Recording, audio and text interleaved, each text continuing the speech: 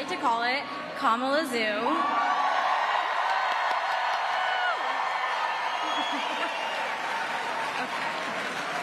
My name is Connelly. I am a campus organizer for the Michigan Coordinated Campaign. For all the Western students out here, I'm sure you're tired of seeing my face every day on campus, but sorry, not sorry, it's my job. I am in this fight for my family. My mom's side were Vietnamese refugees who fled their home during the Vietnam War in search of a better life in America. They were welcomed here with open arms, and I want to live in a country that always has a place for people like them.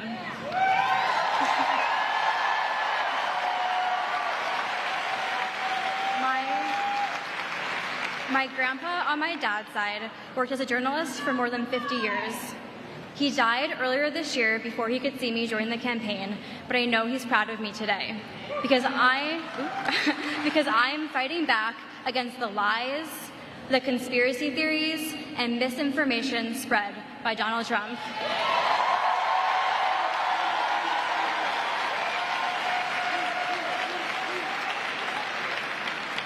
The hard work of my grandparents is the reason I'm standing here today. They taught me the value of truth, integrity, and compassion. And now, because of them, I'm working to send Kamala Harris to the White House,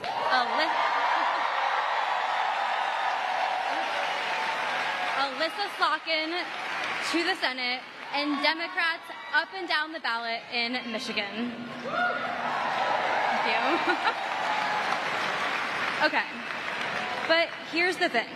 If we're going to get that done, we need every single one of you. For these next 10 days, we need you to help us fight for every last vote. There are so many different ways you can get involved. First, make sure you have a plan to vote. Whether it's dropping off your absentee ballot, voting at an early polling location, or showing up on Election Day, you need to make sure your voice is heard. If you're not registered, there's still time. Just go to iwillvote.com for any information you need. Then, we need you to spread the word. You can make calls to Michiganders or text your friends to make sure they're ready to show up to the polls. You can knock on doors in your community and talk to your neighbors about the choice they have this election. You could be a resource on campus to make sure students know where to vote. You can walk right into any field office and ask an organizer, like myself, how you can help this campaign. I know it's hard to believe, but there are still a lot of people who have not made up their minds. You might know some of them. I know I talk to them every single day. Some of them are still deciding between the two candidates, and others are thinking they just want to stay home. They are not going to be convinced by another email, another text, another ad. They are going to go out and vote because of people like you. Politics is not a spectator sport. If you're excited about Kamala Harris, and you should be, then it's not enough just to cast your ballot. If you're terrified of Trump, and you also should be, then it's not enough to watch the news and stress about the polls. So, roll up your sleeves and let's get to work. There is a place for you on this team.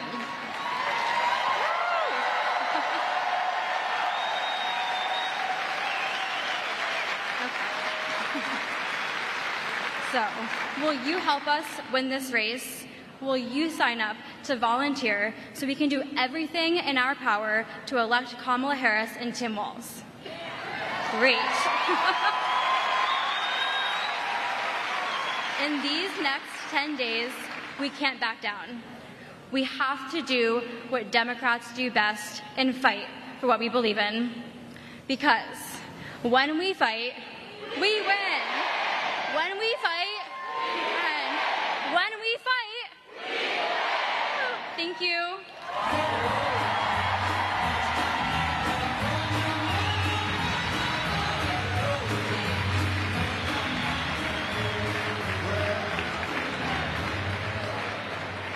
Please welcome Lieutenant Governor Garlin Gilchrist.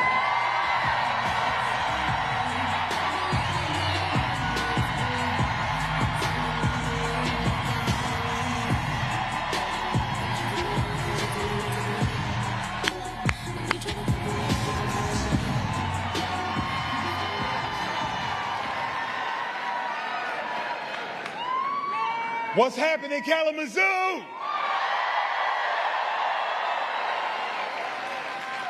When I say stand tall, you say vote early. Stand tall.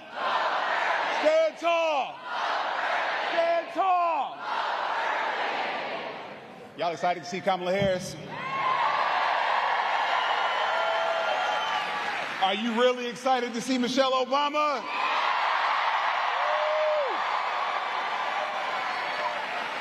You know, here in Kalamazoo, I know we got a little bit of love for Chicago, don't we? But you know, Michigan, we do it the best out of anybody in the country, don't we? And what we are going to show the entire country and the entire world, everyone who has their eyes on Michigan and wants to know what the people of Michigan think. They want to know whose values are going to win this election. Well, I say to them, and I want you to say loud and clear, the people of Michigan are ready to vote for Kamala Harris and Tim Walz.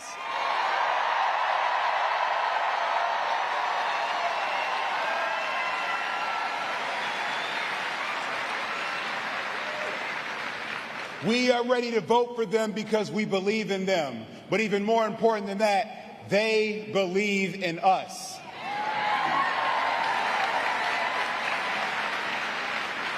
When they come to the state of Michigan, they haven't come to talk at us. They've come to listen to us.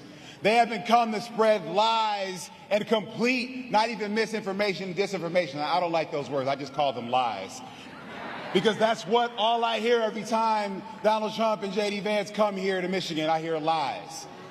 But when Kamala Harris and Tim Walz come to Michigan, they talk about protecting our reproductive freedom. They talk about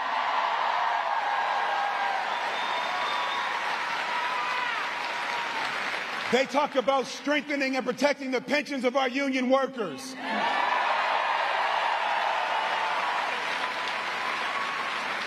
They talk about protecting our climate and having us win the clean energy future.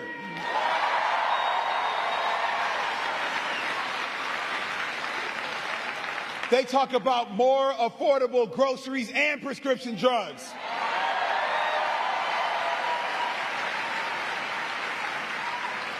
What we care about, they care about, because they hear and they see us. Y'all, Michigan is going to be the state that decides this election.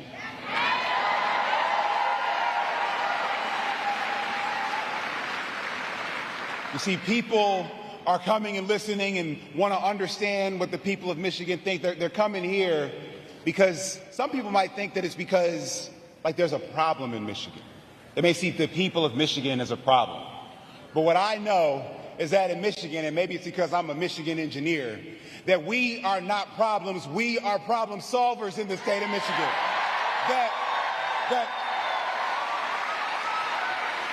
That we hold, that we know, that we build the solutions to America's problems come here from the state of Michigan and the people of Michigan. And so whenever you look to Michigan, you are looking to the problem solvers of this nation, because our values of hard work, determination, grit, and freedom are the ones that will win every single day.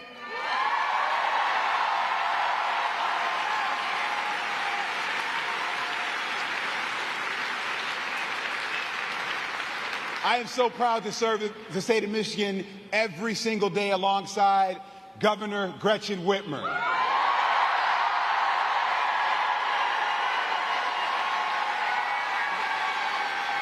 And we know what the people of Michigan value and what you respect. You respect people who respect you. So the question that we have to answer for America is we will show them who respects Americans. And that is Kamala Harris, and that is Tim Walz, and that is the people of Michigan. So I want everyone, I want all of us to say louder than you ever have before as we wrap up this first day of early voting.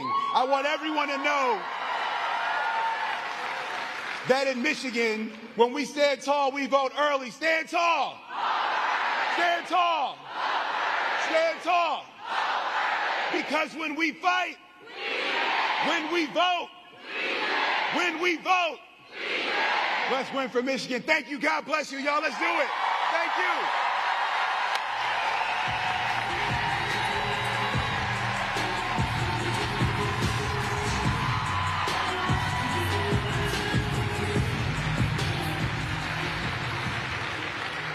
Please welcome United States Senator Gary Peters.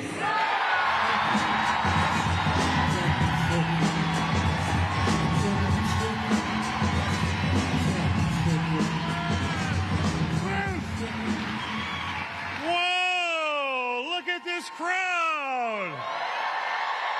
Oh my God! Kalamazoo in West Michigan is in the house! Oh my God, it is so great to see you, and I know I'm real excited to see the Vice President here and Mrs. Obama in just a few minutes. It's going to be great!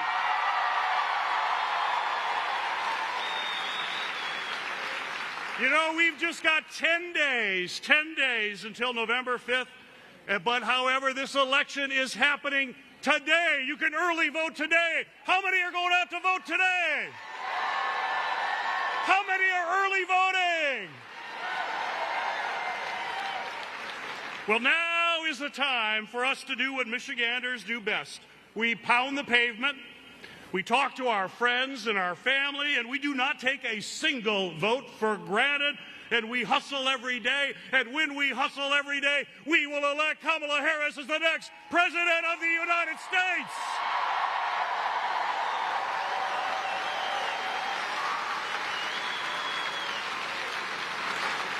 You know, I've known Kamala for a long time, and actually we worked together, we served together in the United States Senate. She was actually my seatmate. We sat next to each other, came in as kind of the new kids on the block, and, you know, if you're in the back row, new kids on the block, you got a lot to talk about everybody else. I'll say I was all positive about my Democratic friends. The other ones I don't know about. But I can tell you, this is from personal experience, that I know that Kamala is absolutely passionate about public service. She cares about the people, everybody in this country. And let's not forget, she is strong. She is determined. She is as smart as hell, and she's going to make an incredible president.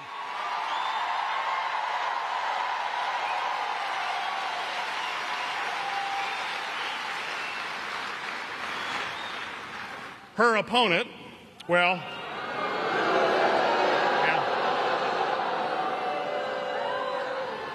sounds like you know him like I know him. And let's be honest. Let's be honest here. All of us here together. We were forced to watch the Donald Trump reality TV act for far too long. The lies, the hate, the bullying, and the chaos, and the failed policies that leave every American behind except the billionaire class.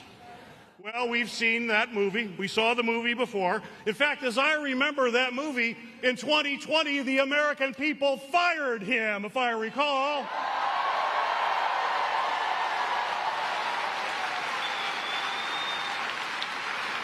And I don't know about you, but I don't think West Michigan wants to go back. We're not going back.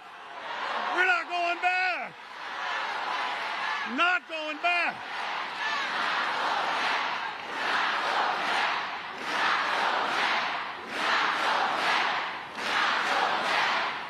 Well, I tell you, you know, somehow Trump is even more dangerous now than he was in his first time around. And, you know, just don't take my word for it. I would just say, anybody, if you want to see the real Donald Trump, this is really painful, but just watch his rallies.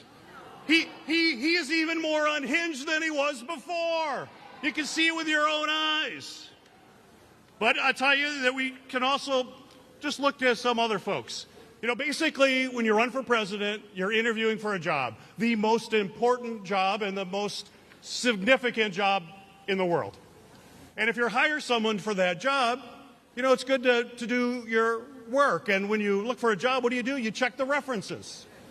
So I thought maybe let's check some references for Donald Trump, just to do that, you know. And so I'm going to ask you, after I read this reference, would you hire this guy or would you not? Let's just wait and see. So people who have actually worked for him, he's handpicked them. They are his closest advisors. This is what they had to say. Let's ask John Kelly, a four-star general and Trump's former chief of staff. Wow, that's a big job. He was really close to the president every day. What did he say? Quote, Donald Trump is a person that has nothing but contempt for our democratic institutions, our Constitution, and the rule of law. But he didn't stop there. He went on to say, the depth of his dishonesty is just astounding to me. He is the most flawed person I have ever met in my life. Would you hire that guy? Oh, my God. Well, I would not hire him, but let's, maybe there's another reference. So let's talk to his Homeland Security advisor. He called him, quote, an utter disgrace. His defense secretary called him, quote, a threat to democracy. And he also said, quote, he is more dangerous than anyone could imagine. Does that sound like someone that we would want to hire? Well, let's check another reference. The highest-ranking military officer, the general that he handpicked to serve as chairman of the Joint Chiefs, called him, quote, a fascist to the core. Does that sound like someone we would hire? No, that is not what we need in this country. And that's why both Republicans and Democrats are coming together to reject Donald Trump and support Vice President Harris.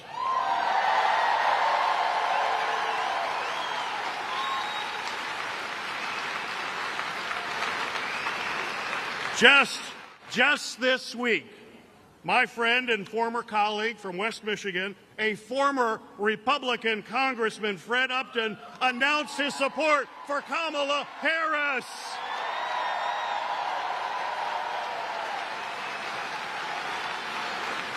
So Fred Upton, so let's be clear, Fred's been a Republican all his life. He has never, not even once, never, ever voted for a Democratic presidential candidate. But he understands the threat, and he said, quote, Trump is still talking about the election being stolen, trashing women left and right. He's just totally unhinged. We do not need chaos. We need to move forward. I agree. We need to move forward.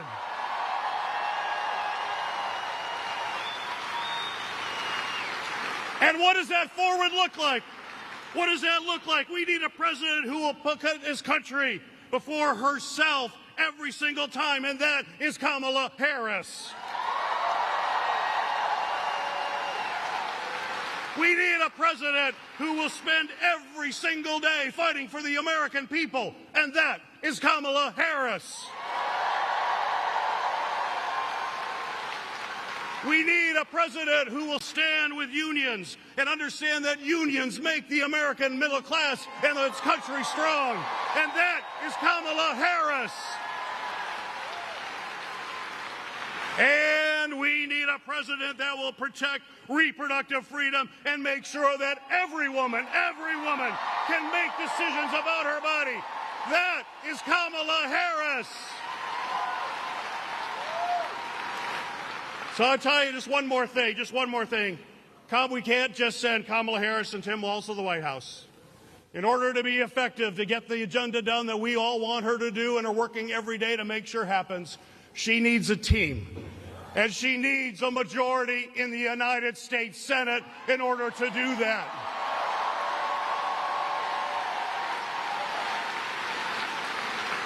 And that's why, as we're working to make sure that Kamala's the next president, we have to elect Alyssa Slotkin as the next senator from the great state of Michigan.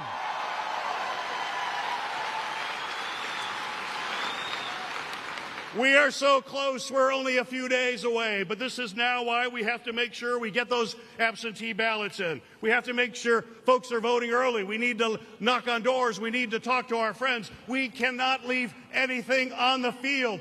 The future of this country is in our hands as the whole world is watching what happens in Michigan.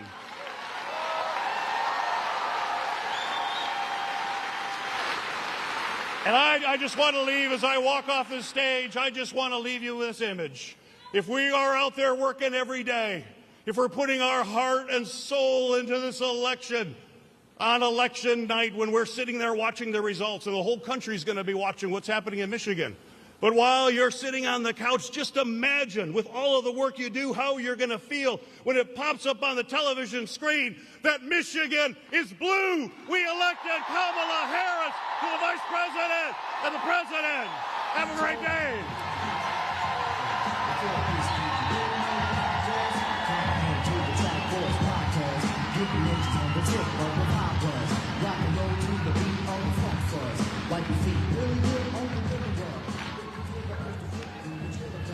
Come and spread your arms if you really need a hug.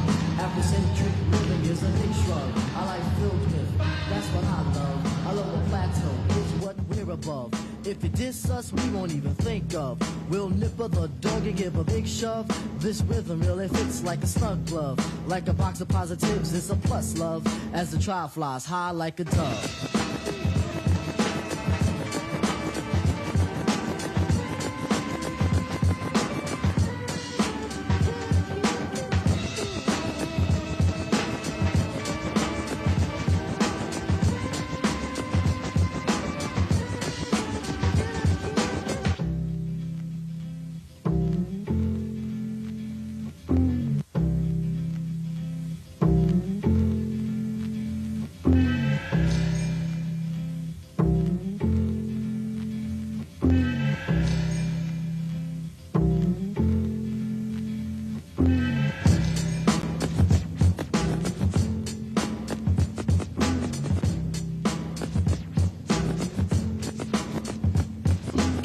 kick it? Yes, you can. Can I kick it? Yes, you can. Can I kick it? Yes, you can. Can I kick it? Yes, you can. Can I kick it? Yes, you can. Can I kick it? Yes, you can. Can I kick it? Yes, you can. Well, I'm going. Go on, then. Can I kick it? To my tribe that flows in layers. Right now, Fife is a poem sayer. At times, I'm a studio conveyor. Mr. Dinkins, would you please be my mayor? You'll be doing us a really big favor. Boy, this track really has a lot of flavor. When it comes to rhythms, Quest is your savior. Follow us for the funky behavior. Make a note on the rhythm we gave you. Feel free, drop your pants, yeah, yeah, hey, yeah. Do you like the garments that we wear? I instruct you to be the obeyer. A rhythm recipe that you'll savor. Doesn't matter if you're minor or major. Yes, the tribe of the game with a player. As you inhale like a breath of fresh air.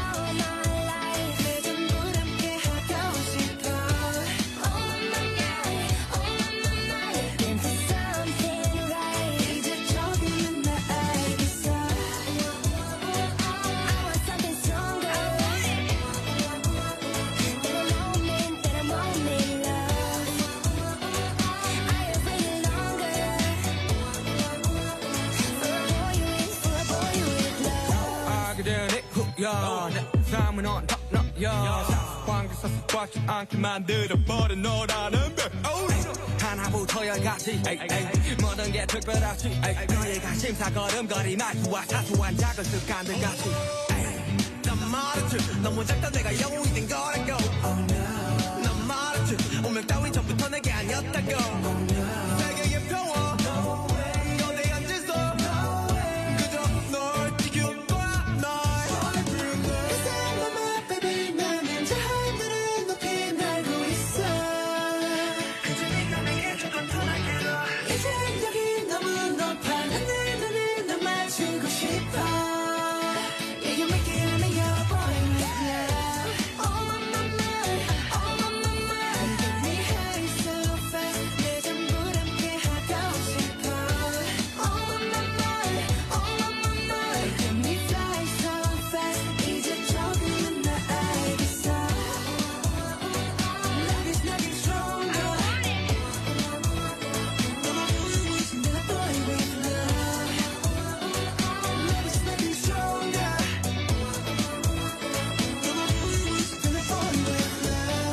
말하길 나도 모르게 힘이 들어가기도 했어. 높아버린 스카 커져버린 험 때론 도망치게 해달라며 기도했어. 너의 상처는 나의 상처 깨달았을 때 나 다짐했던 건 네가 준 게 그 후세 나에게로 태양이 아닌 너에게로. Let me fly.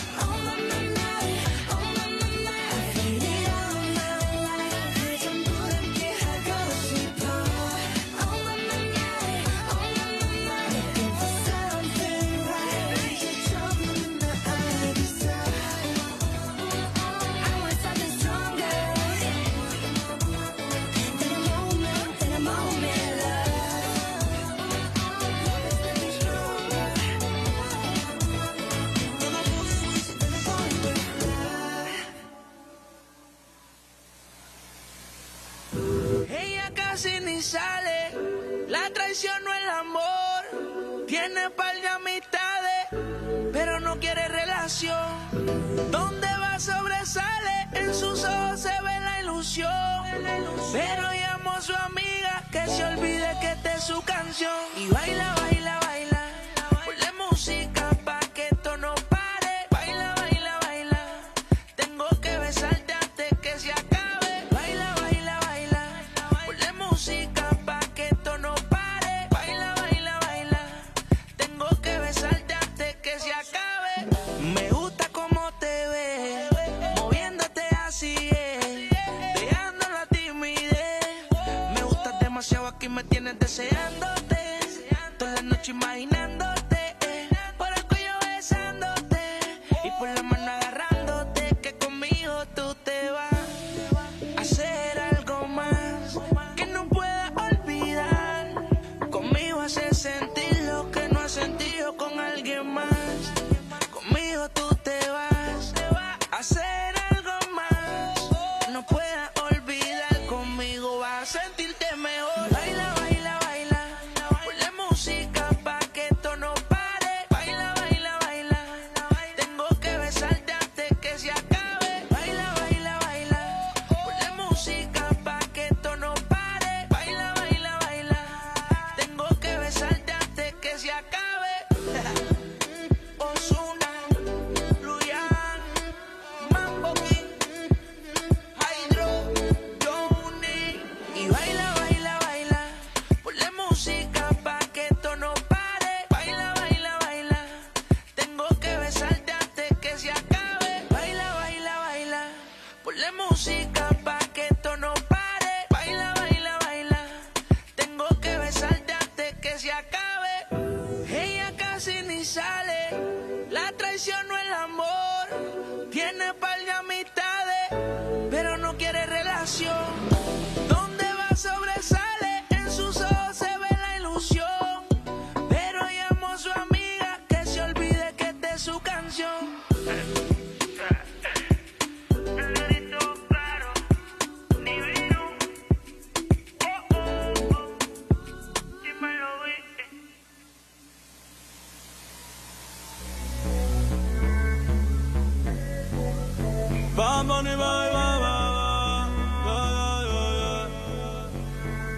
Yeah.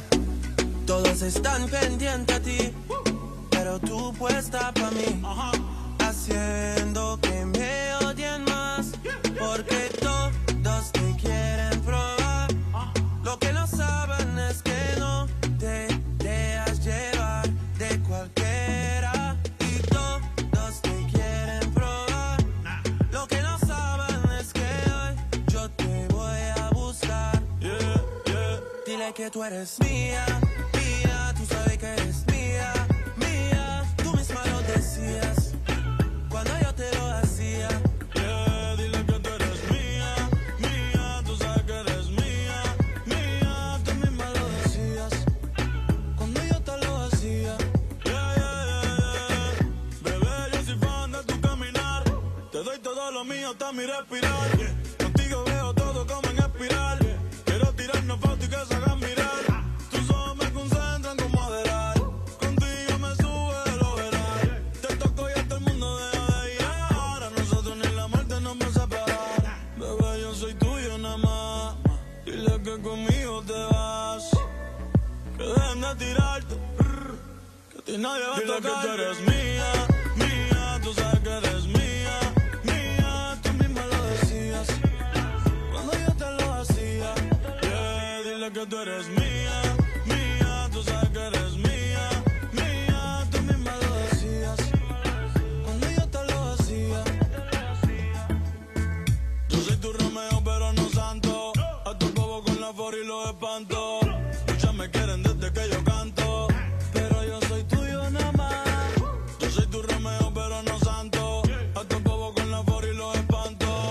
Muchas me quieren desde que yo canto, pero yo soy tuyo nada más. Dile que tú eres mía desde la high, el yerno favorito de tu mai, el campo que tenía todas las Garlin y las Nike. Dile a tu bobo que dejen de darte like, quiero esta noche entera para recordar los tiempos en la escalera. Dile que yo no soy cualquiera, yo soy tu primero, tú eres mi primera. Todos te quieren probar, lo que no saben es que no te dejas llevar de cualquiera, y todos te quieren probar. Lo que no saben es que hoy yo te voy a buscar. Dile que tú eres mía, mía, tú sabes que eres mía, mía, tú misma lo decías cuando yo te lo hacía. Dile que tú eres mía, mía, tú sabes que eres mía, mía, tú misma lo decías cuando yo te lo hacía.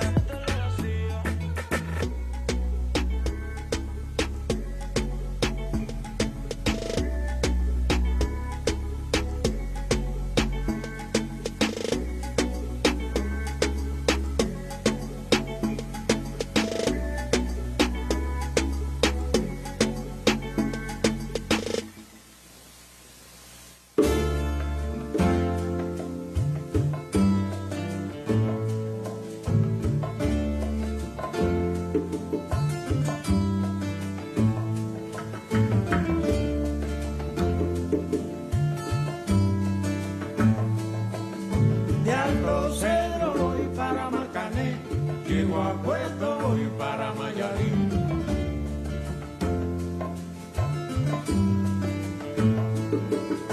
De Alto Cedro voy para Marcané, llego a Puerto voy para Mayarín.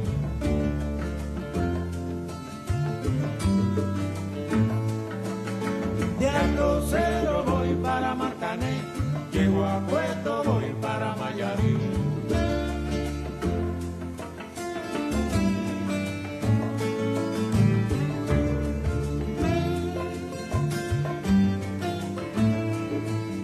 El cariño que te tengo no te lo puedo negar, se me sale la babita, yo no lo puedo evitar.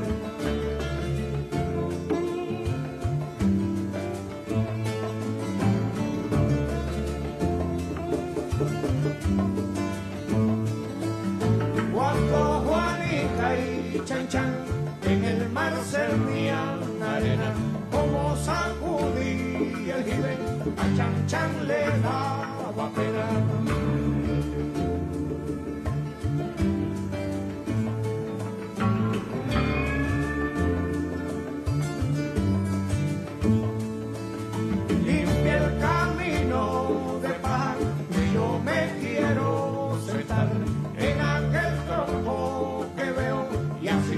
puedo llegar.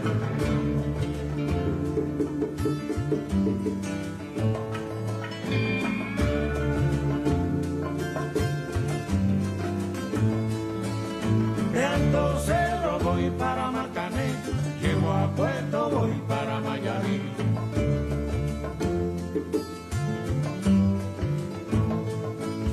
De Alto Cerro voy para Marcané, llego a Puerto, voy para Mayarí.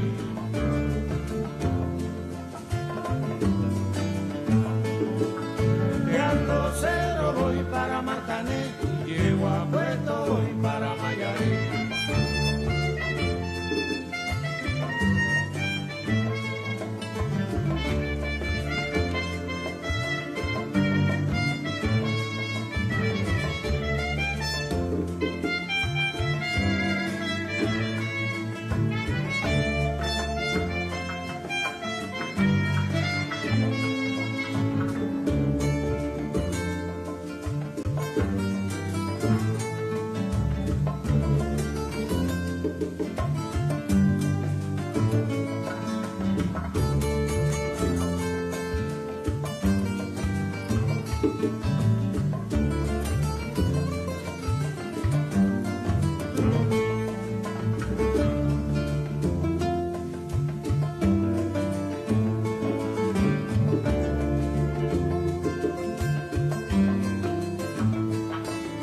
De Alto Cerro voy para Marcané, llego a Puerto, voy para Mayarí.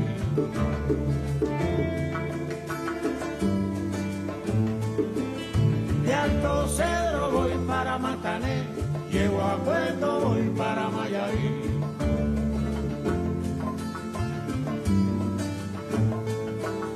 De Alto Cerro voy para Marcané, llego a Puerto, voy para Mayarí.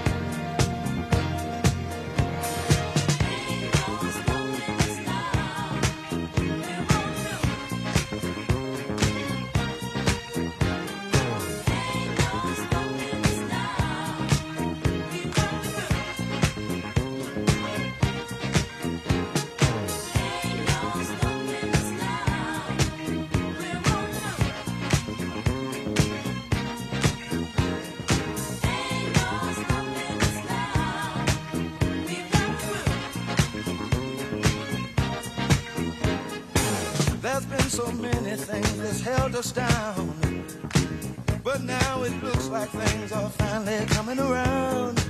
I know we've got a long, long way to go, and where we'll end up, I don't know. Funk you up, uptown funk you up, uptown funk you up, uptown funk you up. I said uptown funk you up, uptown funk you up. Uptown, funk you up, uptown, funk you up. Come on, dance, jump on it. If you sexed and flown it, if you freak dead and own it, don't brag about it, come show me. Come on, dance, jump on it. If you sexed and flown it, well, it's Saturday night and we in the spot. Don't believe it, just watch. Come on.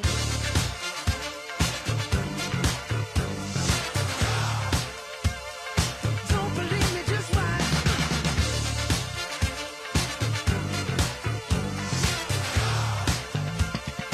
Don't believe me, just watch.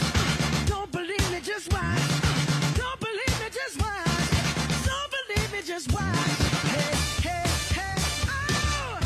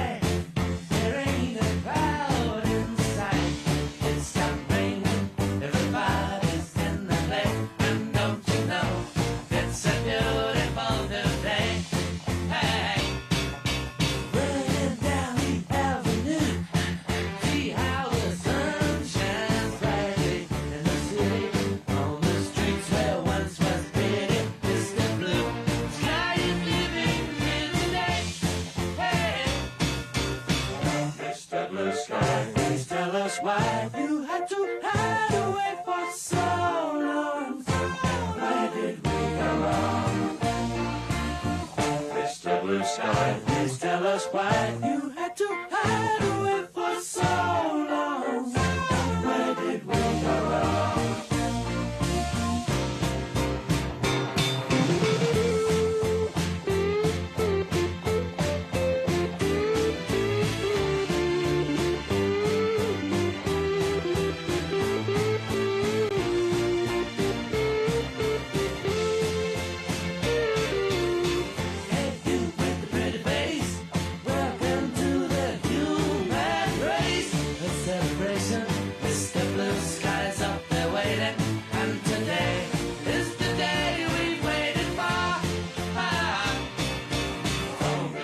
Sky, please tell us why you had to hide away for so long. Where did we go wrong? Hey there, Mr. Blue, it's a place to be with you. Look around, see what you do. Everybody smiles at you. Hey there, Mr. Blue, it's a place to be with you. Look around, see what you do. Everybody smiles at you.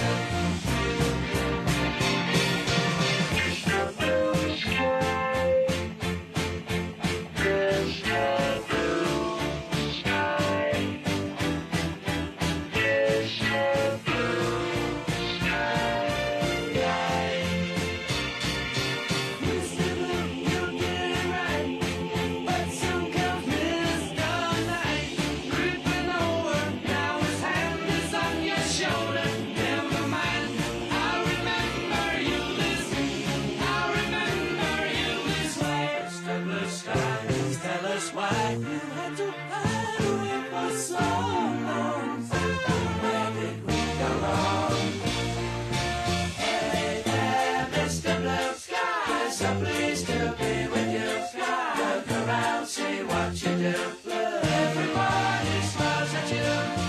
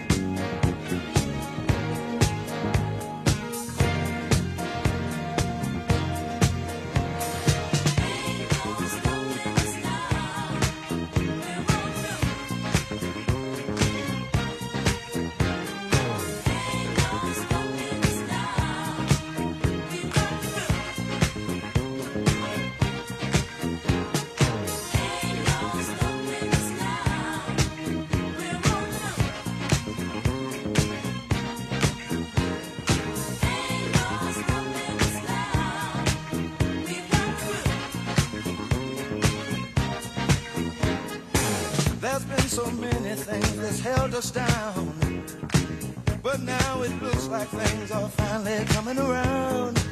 I know we've got a long, long way to go, and where we'll end up, I don't know. But we won't let nothing hold us back. We're putting our show together, we're polishing up our act. And if you've ever been held down before, I know you refuse to be held down anymore. Don't you let nothing, nothing stand in your way. I want y'all to listen, listen to every word I say, every word I say. Ain't no stopping us now. We're on the move. Ain't no stopping us now. We got to do. Ain't no stopping us now. We're on the move. I know. Ain't no stopping us now. We've got to do. I know you know someone that has a negative vibe, and if you're trying to make it, they only push you aside. They really don't have nowhere to go. Ask them where they're going, they don't know. But we won't let nothing hold us back.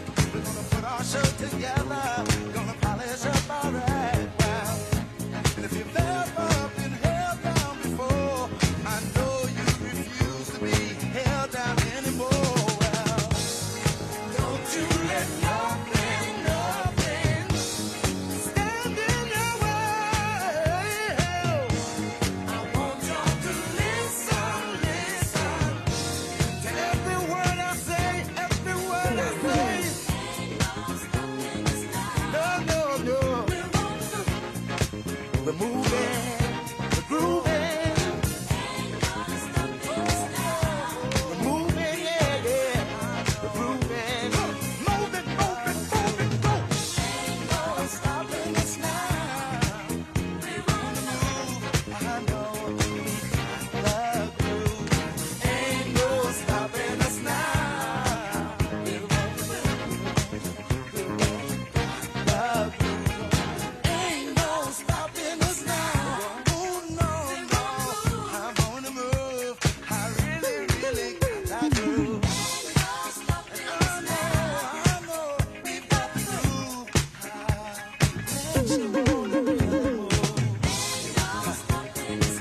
No need in trying, no, 'cause I ain't buying. No,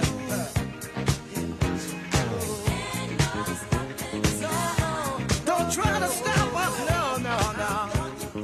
Got the groove, got the groove.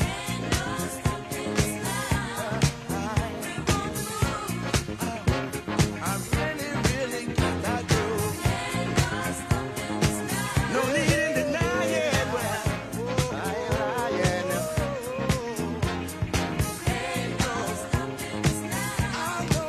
I know. It's been far too long. Well,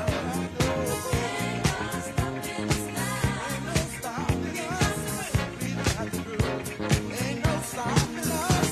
It's been far too long, y'all. Just doing me while I get along. Yeah. We're leaving the negative people way behind. 'Cause it ain't no.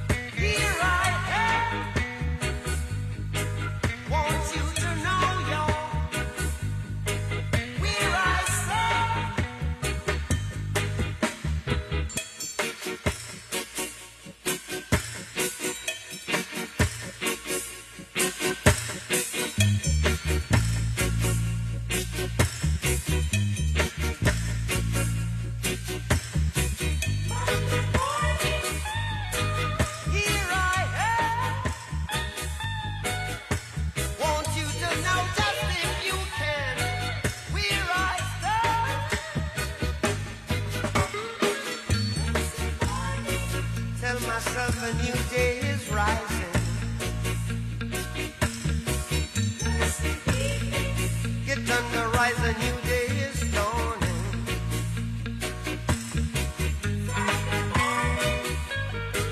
Here I am.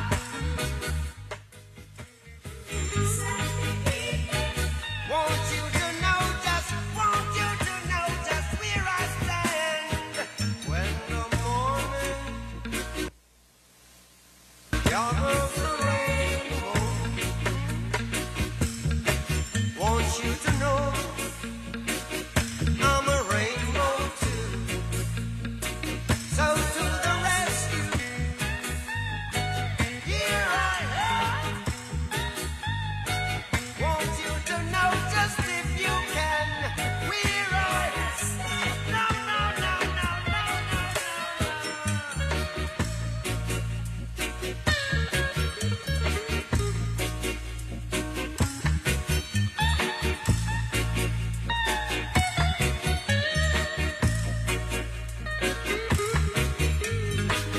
we lift our hands and give Jah praises.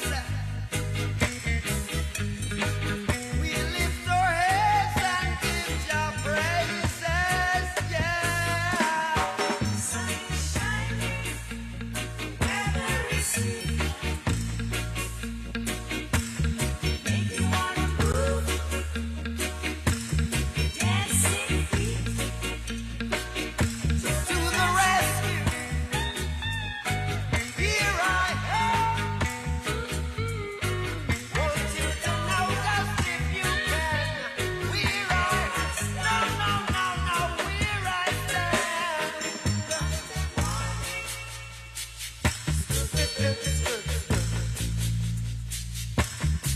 Tuesday evening,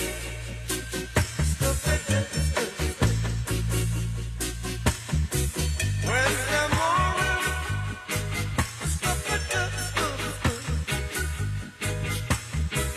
Thursday evening,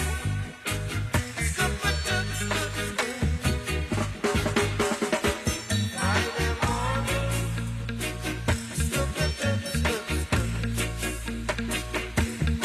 Saturday evening, so to the rescue, to the rescue, and to the rescue. All right, let's go. Out, out, out, out, out,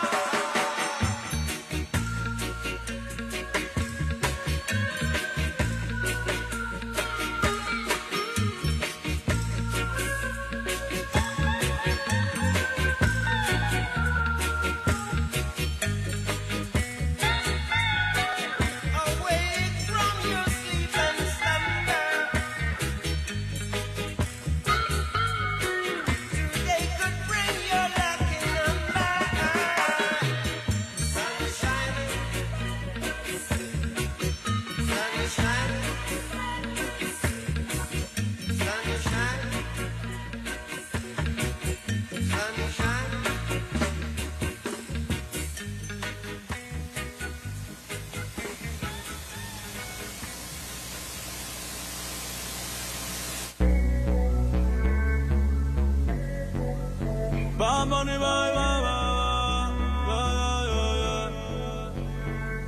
Yeah.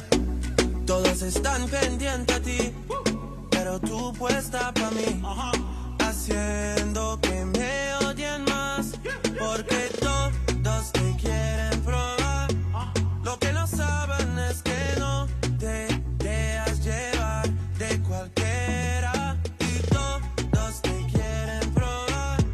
Lo que no saben es que hoy yo te voy a buscar. Dile que tú eres mía, mía, tú sabes que eres mía, mía. Tú misma lo decías cuando yo te lo hacía. Dile que tú eres mía, mía, tú sabes que eres mía,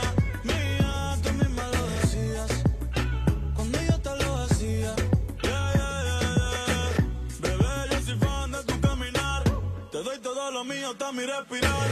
Contigo veo todo como en espiral. Quiero tirarnos fotos y que se hagan mirar. Tus ojos me concentran como adelar. Contigo me sube el overall. Te toco y hasta el mundo deja de llegar. A nosotros ni la muerte nos va a separar. Bebé, yo soy tuyo nada más. Dile que conmigo te vas. Que dejen de tirarte. Que a ti nadie va a tocar. Dile que tú eres mía, mía. Tú sabes que eres mía, mía. Tú misma lo decías cuando yo te lo hacía. Yeah, dile que tú eres mía, mía. Tú sabes que eres mía, mía. Tú misma lo decías cuando yo te lo hacía. Yo soy tu Romeo pero no santo. A tu bobo con la for y los espanto. Muchas me quieren desde que yo canto, pero yo soy tuyo nada más. Yo soy tu Romeo pero no santo. A tu bobo con la for y los espanto. Muchas me quieren desde que yo canto, pero yo soy tuyo nada más. Dile que tú eres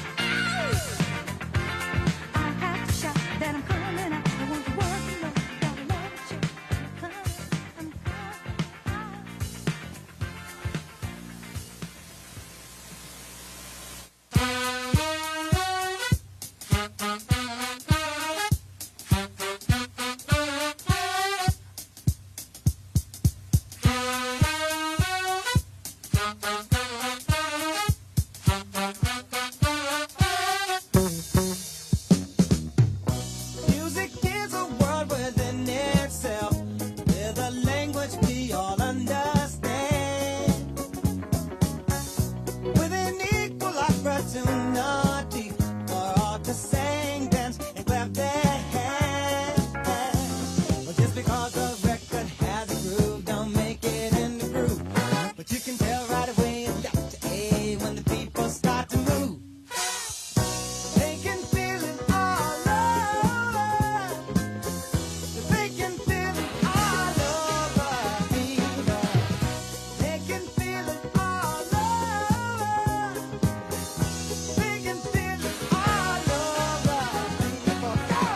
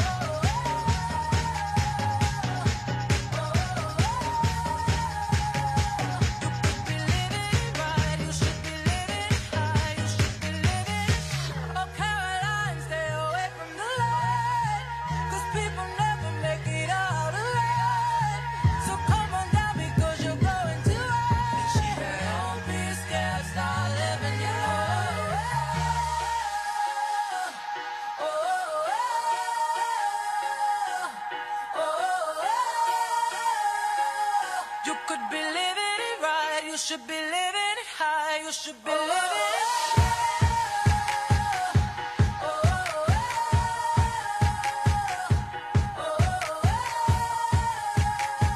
You could be living it right. You should be living it high. You should be living it. And I want you not to go.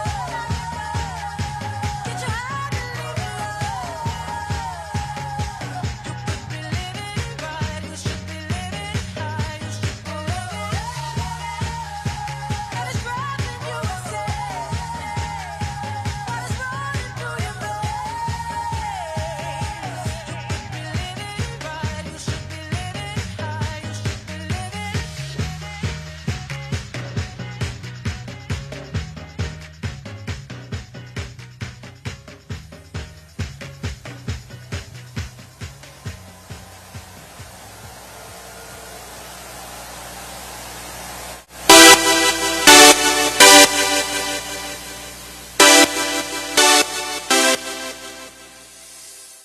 Who's around when the day's too long? Who's around when you can't be strong? Who's around when you're losing your mind? Who cares that you get home safe? Who knows you can't be replaced?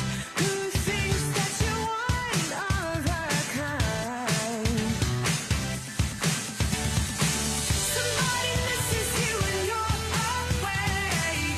They wanna wake up with you every day. Somebody wants to hear you say, ooh, somebody loves you. Ooh, somebody loves you. Ooh, somebody loves you. Ooh, somebody loves you. Somebody loves you. I'm around when your head is heavy. I'm around when your hands aren't steady. I'm around when your day's gone all wrong. I care that you feel at home, 'cause I know that you feel alone. I think you're gonna miss me when I'm gone. Somebody misses you and you're away. They wanna wake up with you every day. Somebody wants to hear you say, ooh, somebody loves you. Ooh, somebody loves you. Ooh, somebody loves you. Ooh, somebody loves you. Ooh, somebody loves you. Why don't you come on over? Why don't you lay me down? Is the pain feel better when I'm around? If I am good to you, won't you be good to me? That's how easy this should be. Somebody misses you and you're somebody misses me. They wanna wake up with you every day. Somebody wants to hear you say, ooh, somebody loves you. Ooh, somebody loves you. Ooh, somebody loves you. Ooh, somebody loves you. Ooh, somebody loves you.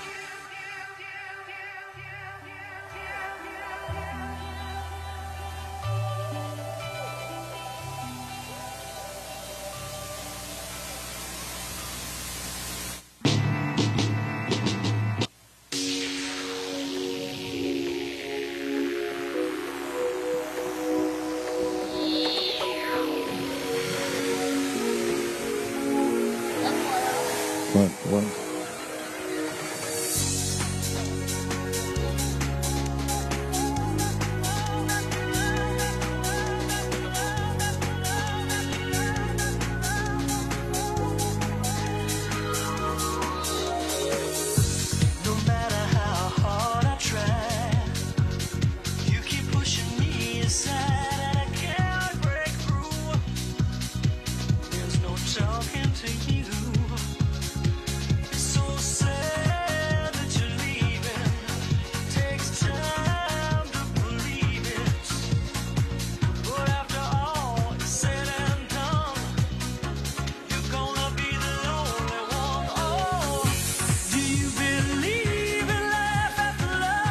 We need you to sing this song tonight, right now. Let's go. Feel something inside me say, I really don't think you're strong enough now. Do you believe in life after love? I can feel something inside me say. I got a question. Are you here to support Kamala and Walls? Make some noise. Oh, we got a vibe in here tonight, everybody. Let's go. Come on. There's no turning back. I need time to move on. I need That's right. Don't be afraid to turn the music up. We got a party going on in here right now. We party with purpose in here. Let's go. maybe I'm too good for you. Come on. Do you believe in life? Sing this song, everyone. Here we go. I can feel something inside me say, I really don't think you're strong enough now. Do you believe in life after love? I can feel something inside me say, I really don't think you're strong enough now. Well, I know that I'll get through this. 'Cause I know that I am strong. And I don't need you anymore. I don't need you anymore. I don't need you anymore. No, I don't need you anymore. Do you believe in life after love? I can feel Oh, you see that seal coming up right now? That means it's almost time. Michigan, are you with us? Make some noise.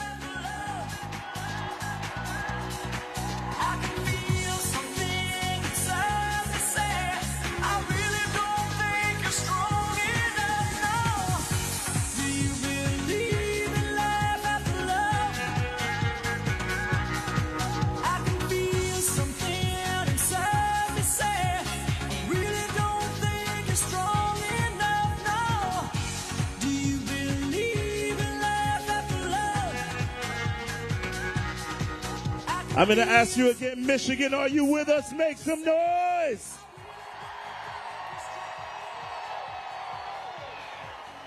We got a whole vibe in here tonight. We came here to support the vice president. You know what we got to do to get her in that office and make her president?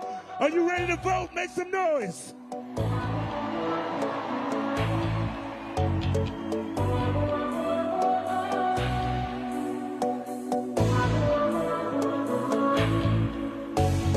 모든 게 궁금해하실 때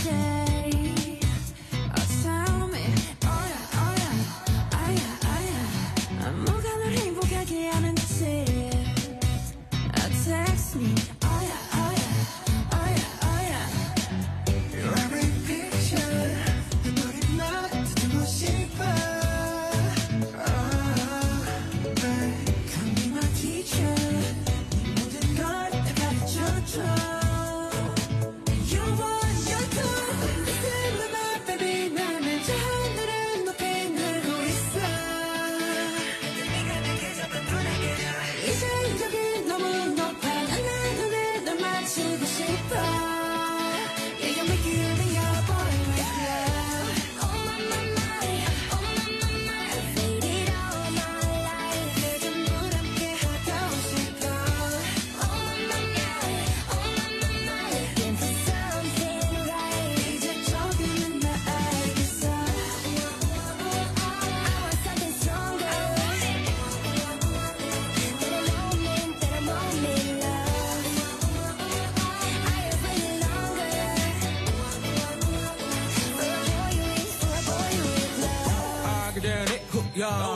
삶은 on top, no, 관계에서 꽉지 않게 만들어버린 너라는 백 하나부터 열까지 모든 게 특별하지 너의 관심사 걸음걸이 말투와 사소한 작은 습관들 같이 난 말했지 너무 작다 내가 영웅이 된 거라고 난 말했지 운명 따윈 전부터 내게 아니었다고 세계의 평화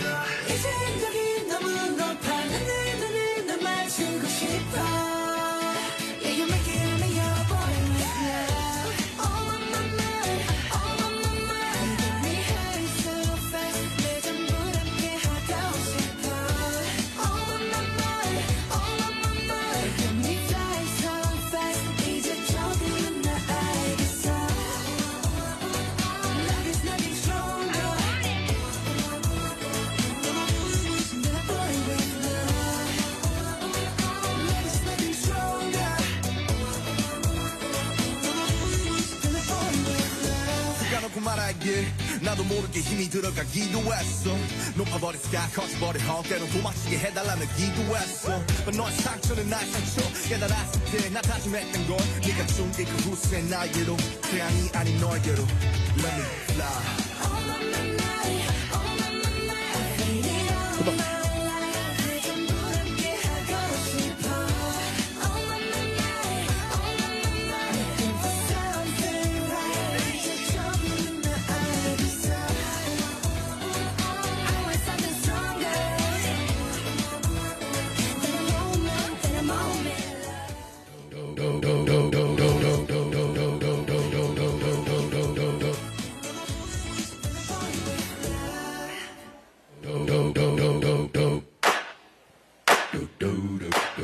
Are we gonna party with purpose tonight, everyone? Once again, it's D-Nice. Come on.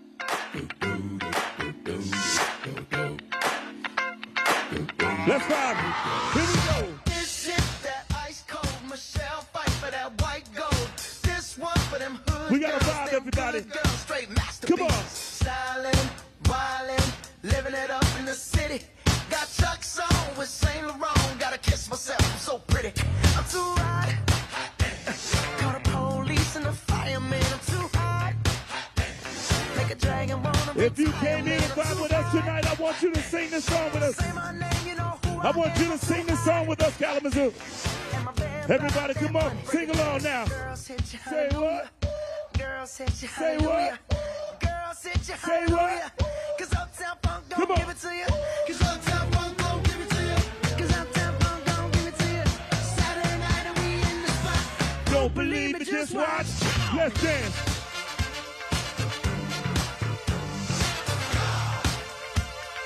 Don't believe me, just watch.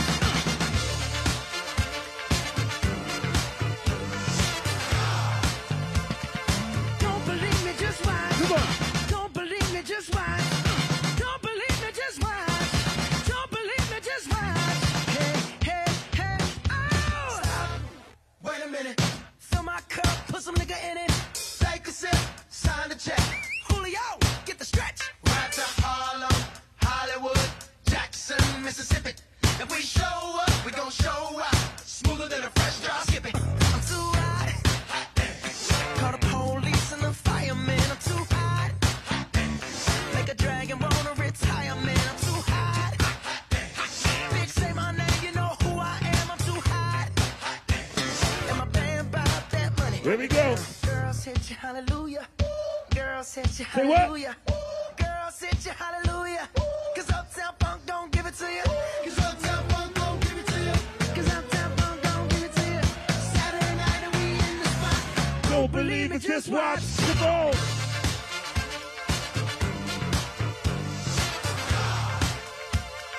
Don't believe me, just watch.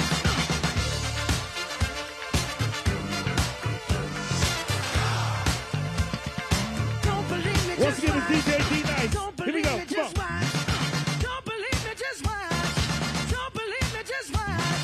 Hey, hey, hey, oh! Let's vibe, everybody. Let's vibe, everyone. Come on.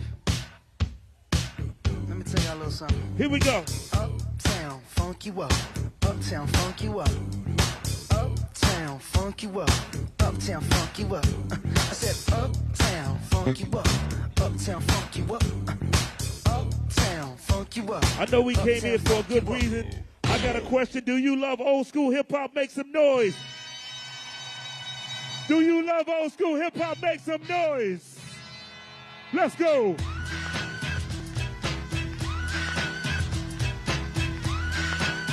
Come on.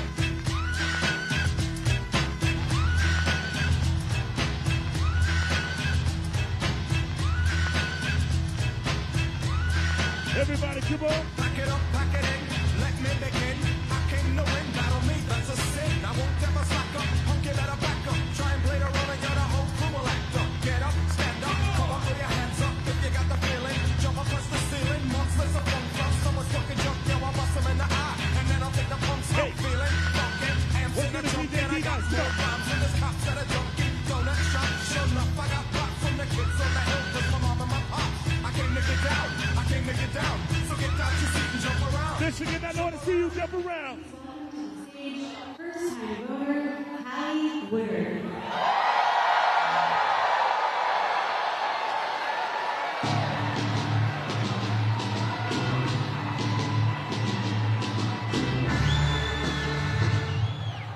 Hello, Kalamazoo.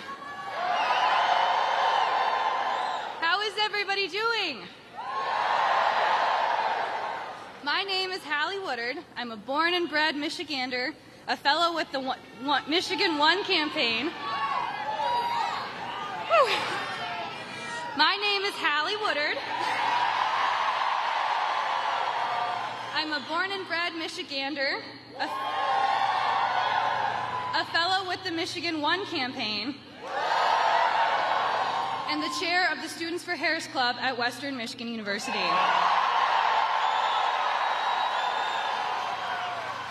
This will be the very first time I ever get the chance to vote in a presidential election.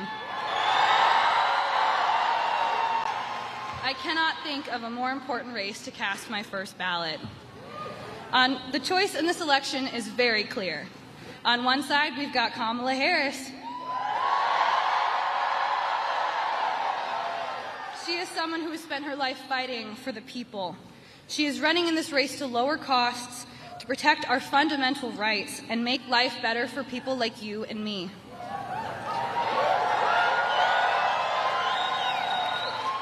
However, on the other side, we have Donald Trump. He's more extreme than he's ever been, and he only wants to get power for himself. As a woman, a student, and a first-time voter, I'm frightened by what my future could look like if Donald Trump becomes president. His extreme Project 2025 would throw our country into chaos. It would ban abortion nationwide, gut the power of labor unions, scrap the Affordable Care Act, and give Trump nearly unchecked power to do whatever he wanted. But we have another choice.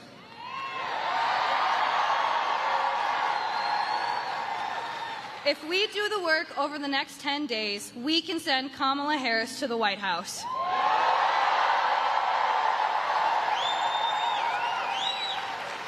Now, I am beyond thrilled to welcome a person who knows all too well the stakes of this election. She has helped bring joy and results to the health and safety of the people right here in Michigan. She is on the campaign trail for the very first time this election cycle because she knows how important Michigan is in this election, especially on our very first day of early voting. So, Kalamazoo, it is my honor and privilege to welcome to the stage your former First Lady, Michelle Obama.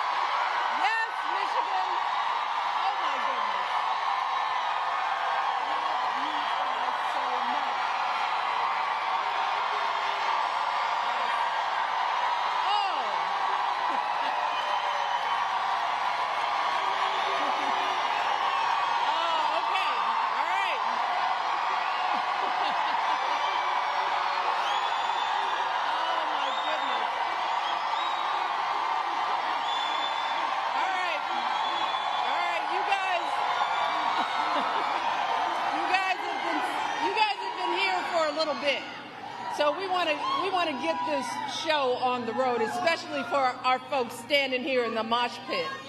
Hang on there. We love you. Well, let me just start by saying hello, Kalamazoo. or should I say Kamalazoo? Who is ready to elect the next President of the United States, Kamala Harris. But let me start, of course, by thanking Hallie for everything she's done to get out the vote here in Michigan. But most of all, I want to thank all of you because, 100 years old, no. Oh, my goodness. You look amazing. I bow down. Doesn't it feel good to be together? I mean, it feels so good. I haven't done this in such a long time. It feels good to see how strong, how hopeful, how energized, how organized we all are.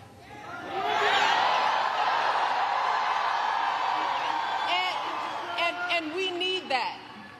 We need all of you because right now, as you know, this race is close. It's too close for my liking. And I came out here to Michigan because I am someone who takes her own advice to heart. I know that if we want to help this country finally turn the page on the politics of hatred and division, we can't just sit around and complain. No, we've got to do something. If we want to usher in the next generation of American leadership, we have got to do something. If we want to elect someone with a character that is worthy of the Oval Office, someone with the strength of heart to guide our country to a better day, we have got to what? And that someone, of course, is my dear friend Kamala Harris. And Michigan, I am so hopeful about the energy and poise and joy that Kamala has injected into this race. And if you know Kamala like I do, that's no surprise. I mean, think about it. No one could have predicted the way everything would have unfolded this summer. And yet, in a critical moment when our country needed her, Kamala couldn't have been more prepared to meet that moment. And she's met it every single day since. Yes. Oh, she's filling arenas in a way we haven't seen for years.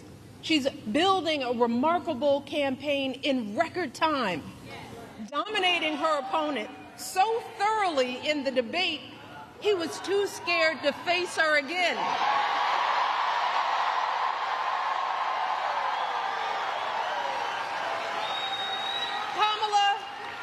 She's putting herself out there fearlessly, facing down even her harshest critics. She's seeking out Republicans to find common ground.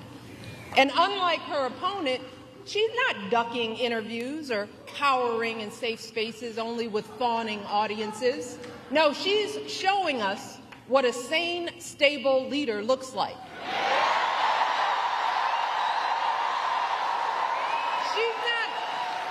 She's not losing her train of thought or stumbling over her words. And she's doing it all with vigor and with grace. That's because Kamala Harris is a grown-up.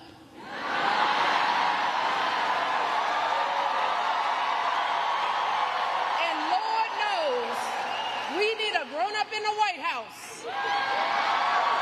Someone with the maturity and fresh ideas to keep moving our country forward. Kamala is the only candidate in this race who has outlined a clear set of policies, including focusing on lowering costs and reducing drug prices for all Americans,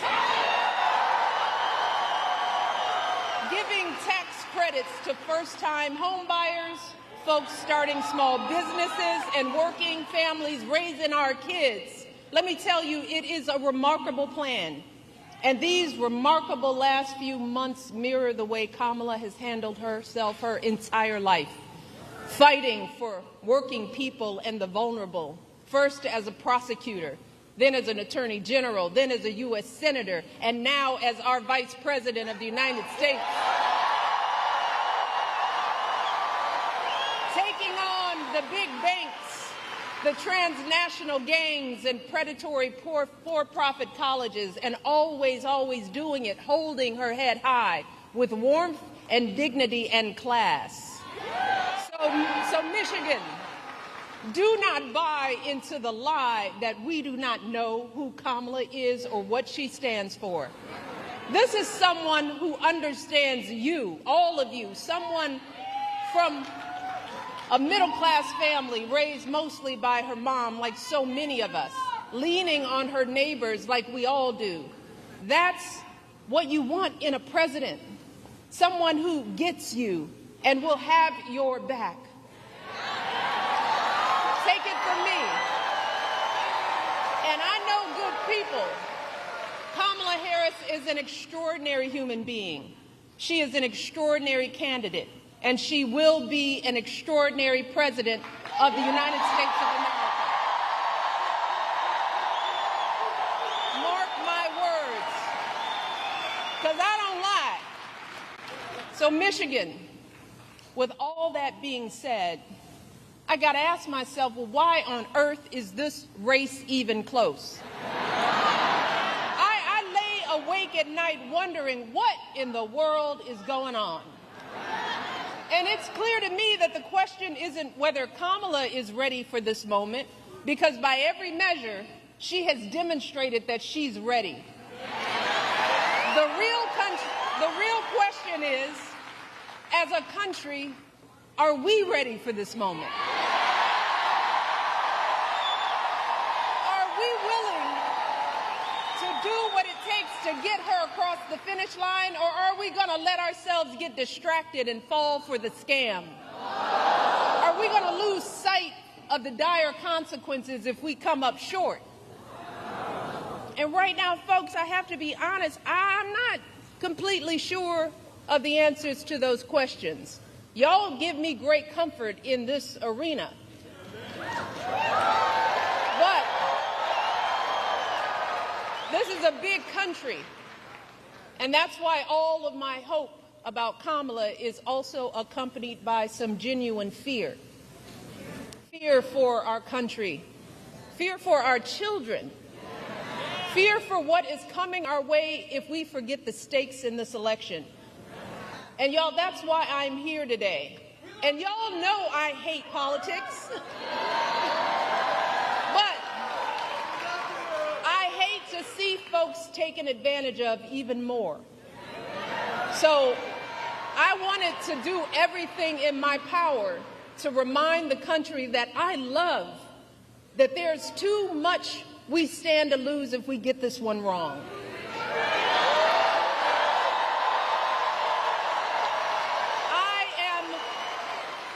I'm deeply concerned, and I'm talking to everybody out there, that too many of us are still confused and buying into the lies and distortions from people who do not have our best interest at heart.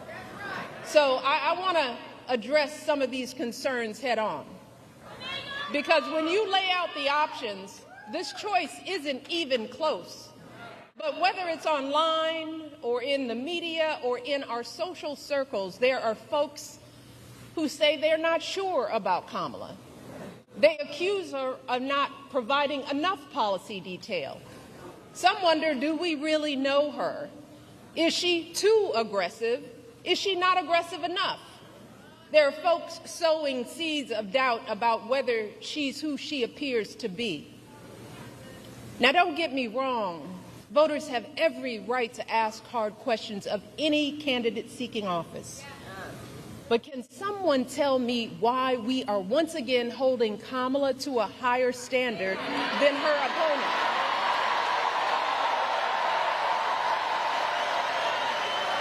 We expect her to be intelligent and articulate, to have a clear set of policies, to never show too much anger, to prove time and time again that she belongs. But for Trump, we expect nothing at all. No understanding of policy, no ability to put together a coherent argument, no honesty, no decency, no morals. Instead, too many people are willing to write off his childish, mean-spirited antics by saying, well, Trump's just being Trump, rather than question his horrible behavior. Some folks think he's funny. And if you remember, that's exactly how he got elected the first time. Folks gave him a pass and rolled the dice, betting that he couldn't possibly be that bad. And then there were those folks who didn't think it really mattered who the president was, if you can believe that. And still others who thought it'd be a good idea just to blow up our entire democracy. Let us not forget how badly that worked out for all of us. Let us not forget the incompetence and the corruption, the chaos that was the cornerstone of his entire 4 years in office. Let's start with the pandemic. Remember how woefully unprepared he was? How he was sowing seeds of fear and confusion, endangering lives with his lies and ignorance, denigrating the doctors and scientists trying to help us. You want to talk about plans? Well, my husband left him a very detailed pandemic plan.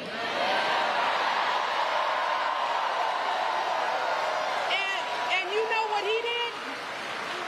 He ignored it. He had no clue how to get us out of that crisis.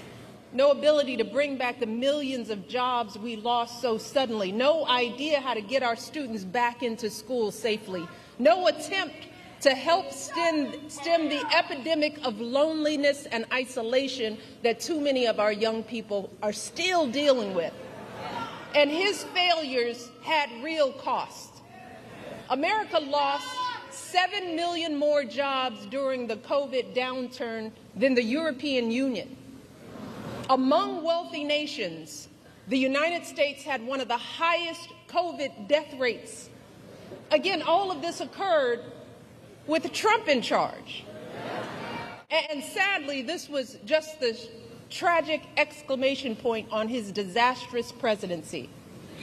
Installing judges and justices who have now stripped away our reproductive freedoms, cracking down on protesters marching to protect their sons from being shot because of the color of their skin, rolling back protections for LGBTQ Americans, fanning conspiracy theories, unleashing hatred in our communities. And then, when the American people fired him from a job that was too big for him to begin with, he tried to steal it, egging on a violent mob that breached our nation's capital. And when told that his own vice president was in danger, you know what he said? So what? So what, y'all? He said, so what? And after all of that, and there is more, there are still folks wringing their hands, crossing their arms, tuning out, saying they plan to sit this election out to prove a point. Well, let me tell you who isn't tuning out. Many of the folks who served closest to Trump and saw the danger firsthand. His former vice president, almost half of his former cabinet members, the growing list of four-star generals and Republican governors and senators and former House members, all of whom are not publicly supporting his candidacy the second time around. You all hear what I said? They are saying no, thank you. Many are speaking out. His chairman of the Joint Chiefs of Staff, for example, said, and these are his words, that Trump is fascist to the core. His Joint Chief of Staff. These folks know that nothing this man says or does is funny in any way. So I hope you'll forgive me if I'm a little frustrated that some of us are choosing to ignore Donald Trump's gross incompetence while asking Kamala to dazzle us at every turn. I hope that you'll forgive me if I'm a little angry that we are indifferent to his erratic behavior, his obvious mental decline, his history as a convicted felon, a known slumlord, a predator found liable for sexual abuse, all of this while we pick apart Kamala's answers from interviews that he doesn't even have the courage to do, y'all. So, I am praying that those of us contemplating voting for Trump or not voting at all will snap out of whatever fog we are in. I am praying that we consider the decades of sacrifice and struggle by all of our ancestors, the folks who marched and sacrificed and shed their blood for us. We have to ask ourselves, is a vote for Trump or no vote at all the way we honor their lives? And if that's the case, well, that surely doesn't sound like freedom to me. Because let me tell you, in any other profession or arena, Trump's criminal track record and amoral character would be embarrassing, shameful, and disqualifying. So, I hope that you will forgive me if I am worried that we will blow this opportunity to finally turn the page on the ugliness once and for all. Because believe me, if Donald Trump is president again, at some point or another, that ugliness will touch all of our lives. And it will not matter what you look like, how you worship, who you love, or how you vote. If you don't make 6 or 8 or 12 figures, if you're not famous, if you criticize or disagree with him in any way, if he doesn't view you as his equal or relevant to his ambitions, I promise you, he will not think about you when he gets into the Oval Office. And that will have real consequences for all of us. If your town gets hit by a natural disaster, who do you want looking out for you?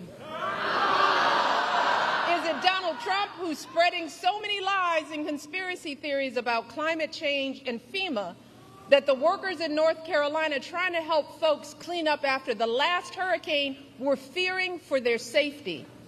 Or is it Kamala Harris, who has been meeting with local officials, comforting the families in that state and doing everything she can to get folks the help they need? If you're saving up to buy a house or pay off student loans, if you're caring for your kids or your parents or both, if you are a farmer, a factory worker, a paralegal, anyone whose job may be changed or replaced by technology, who will actually be thinking about you? Is it Donald Trump, who's palling around with billionaires that want a puppet in the White House who will let him run unchecked? Or is it Kamala Harris, who has been fighting for working people her entire life? If you're one of our service members, our veterans, or military families, who is going to value your service and sacrifice? Is it Donald Trump, who has called those who gave their lives for our country suckers and losers? Or is it Kamala Harris, who I guarantee you will honor your commitment to the ideals we all share with every fiber in her being? And if you are a mother who has lost sleep worrying if your son could be the victim of a nightmare traffic stop gone bad, if you've ever been out there marching and weeping for justice, who do you think is going to have your back? Is it Donald Trump, who once took out a full-page ad to demonize innocent young black teenagers in New York City, who has dreamed openly about his own version of a purge, where in his words, he has said for one day, one real rough, nasty day, he says, he will allow cops to use violence indiscriminately, who I am sure has never spent a single second thinking about the lives on the other end of those batons? Or is it Kamala Harris, who understands the anguish in these interactions and has the experience that shows us that, yes, it is possible to keep our community safe and keep innocent people out of harm's way. And finally, y'all, who could possibly think that this man would care more about our men and boys more than Kamala Harris? And while we're at it, I want to think about who do you think possibly would care more about our reproductive health? And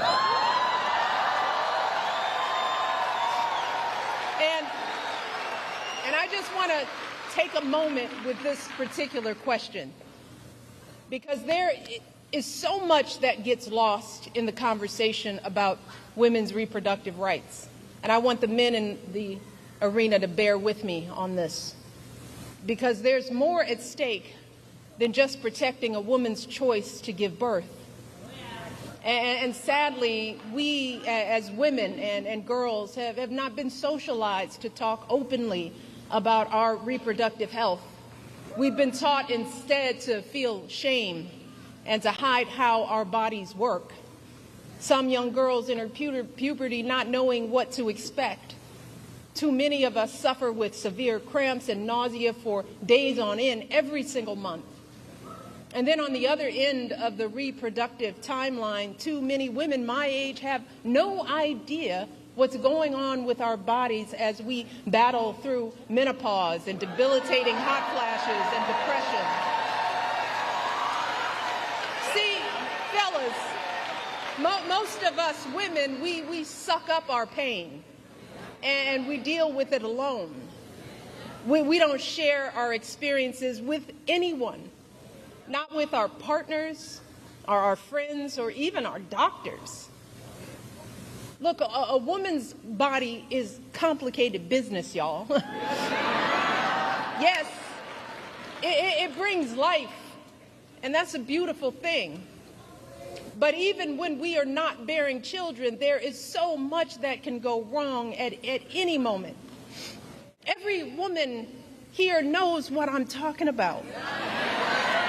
An unexpected lump, an abnormal pap smear or mammogram, an infection, a blockage, all of which could be early signs of a variety of life-threatening cancers. And in those terrifying moments when something goes wrong, y'all, which will happen at some point to the vast majority of women in this country, let me tell you, it feels like the floor falls out from under us.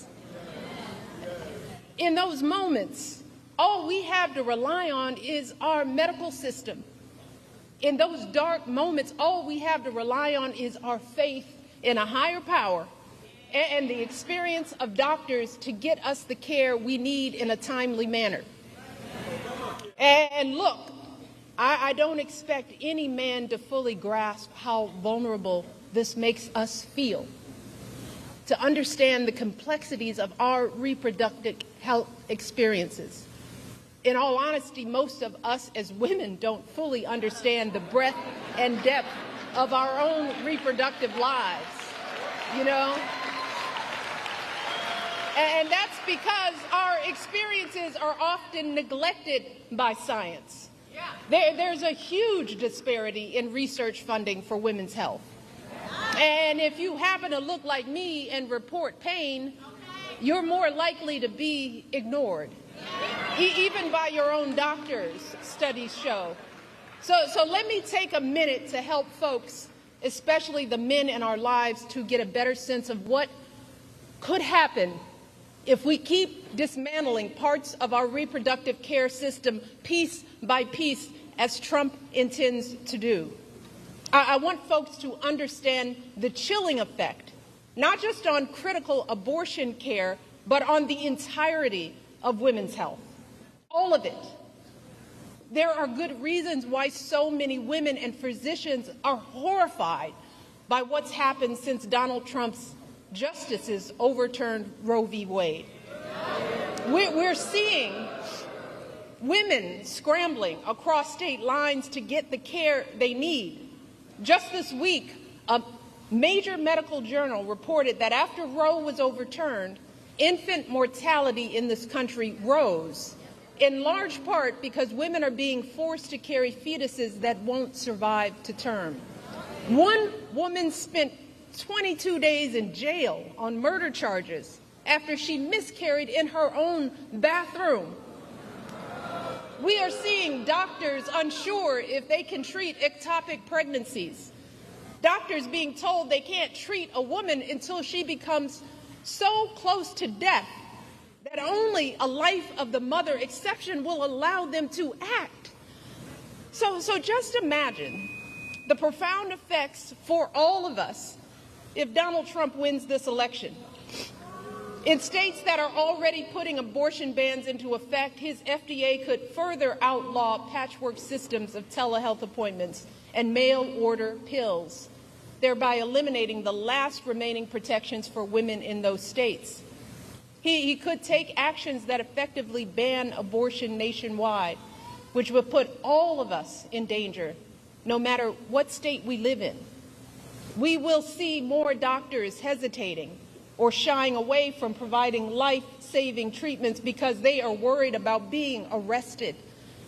More medical students reconsidering even pursuing women's health at all. More OB/GYN clinics without enough doctors to meet demand closing their doors, leaving untold numbers of women in communities throughout this country without a place to go for basic gynecological care, which in turn will leave millions of us at risk of undiagnosed medical issues like cervical and uterine cancers. This is real. So do you think Donald Trump is thinking about the consequences for the millions of women who will be living in medical deserts? Does anyone think he has the emotional maturity and foresight to come up with a plan to protect us? Y'all, we are teetering on the edge. Even before these state bans, America was already lagging behind every other wealthy nation on measures like maternal mortality and paid leave. So we could be right back to the days before Roe, which many young people here don't even remember. The days when abortion wasn't as safe as it is today. The days when the number of mothers of color dying in childbirth was 30 to 40% higher than when it was under Roe. So to the men who love us, let me just try to paint a picture of what it will feel like if America, the wealthiest nation on earth, keeps revoking basic care from its women, and how it will affect every single woman in your life. Your girlfriend could be the one in legal jeopardy if she needs a pill from out of state or overseas, or if she has to travel across state lines because the local clinic closed up. Your wife or mother could be the ones at higher risk of dying from undiagnosed cervical cancer because they have no access to regular gynecological care. Your daughter could be the one too terrified to call the doctor if she's bleeding during an unexpected pregnancy. Your niece could be the one miscarrying in her bathtub after the hospital turned her away. And this will not just affect women, it will affect you and your sons. The devastating consequences of teen pregnancy won't just be borne by young girls, but also by the young men who are the fathers. They too will have their dreams of going to college, their entire futures totally upended by an unwanted pregnancy.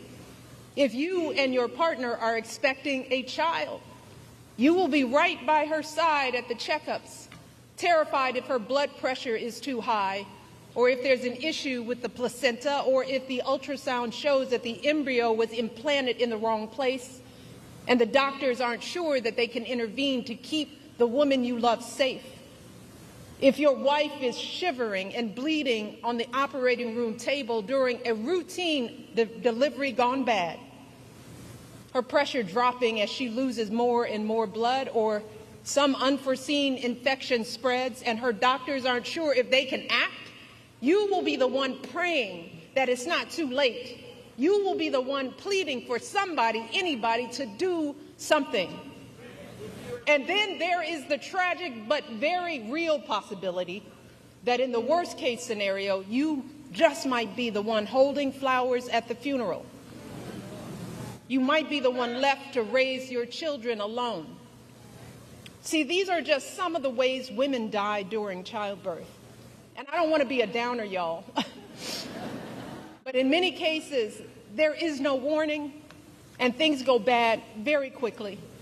And when it happens, every second of hesitation or delay can lead to devastating outcomes. So I am asking y'all from the core of my being to take our lives seriously. Please,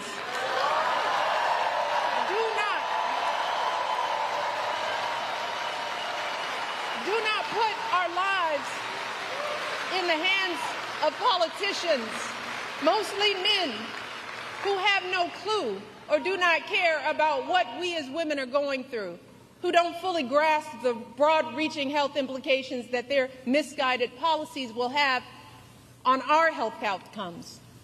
The only people who have standing to make these decisions are women with the advice of their doctors. We are the ones with the knowledge and experience to know what we need. So please, please do not hand our fates over to the likes of Trump, who knows nothing about us, who has shown deep contempt for us. Because a vote for him is a vote against us, against our health, against our worth. And let me tell you all, to think that the men that we love could be either unaware or indifferent to our plight is simply heartbreaking.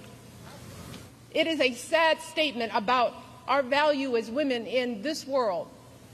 It is both a setback in our quest for equity and a huge blow to our country's standing as a world leader on issues of women's health and gender equality.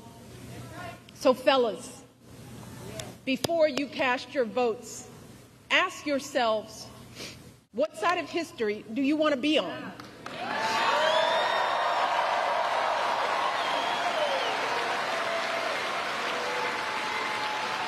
Now, I recognize that there are a lot of angry, disillusioned people out there, upset with the slow pace of change. And I get it. It is reasonable to be frustrated. We all know we have a lot more work to do in this country. But to anyone out there thinking about sitting out this election or voting for Donald Trump or a third-party candidate in protest because you're fed up, let me warn you, your rage does not exist in a vacuum. If we don't get this election right, your wife, your daughter, your mother, we as women will become collateral damage to your rage.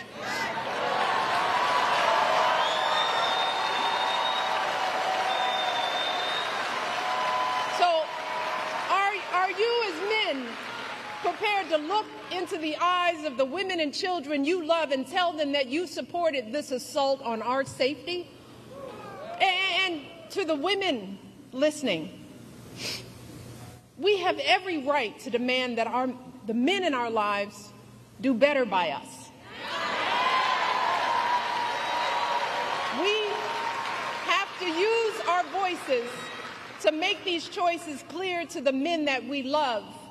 Our lives are worth more than their anger and disappointment. And we are more than just baby-making vessels.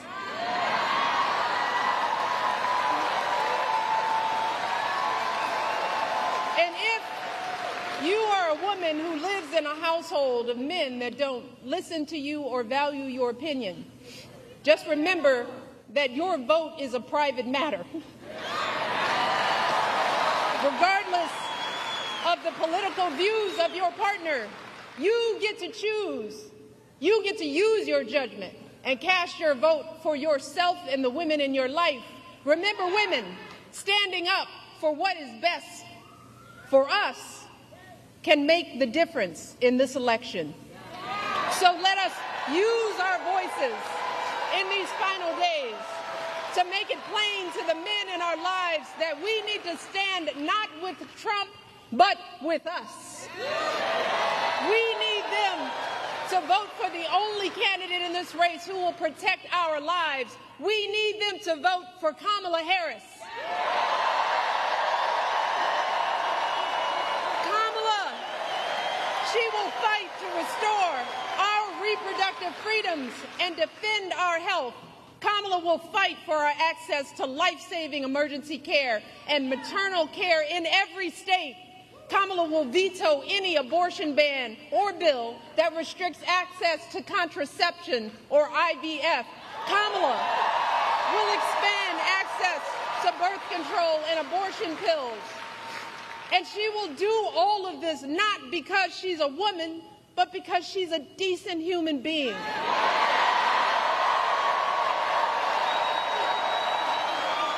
She will do this because she cares about the lives of people other than herself. And that's really what this election is about, Michigan. This isn't just about what we have an obligation to say no to. It's about what we have the opportunity to say yes to. And we can elect someone who has the experience, the character, and the strength to look at all these challenges and still see a brighter day on the other side. Kamala Harris will see us, all of us. Kamala Harris will listen to us, all of us. She will protect our freedom. She'll stand up for all of our lives. She will have our backs for the folks trying to get ahead and those just trying to get by. And in doing so, she will usher in a new generation of American leadership and send the ugliness of Donald Trump and his politics back where it belongs, the past.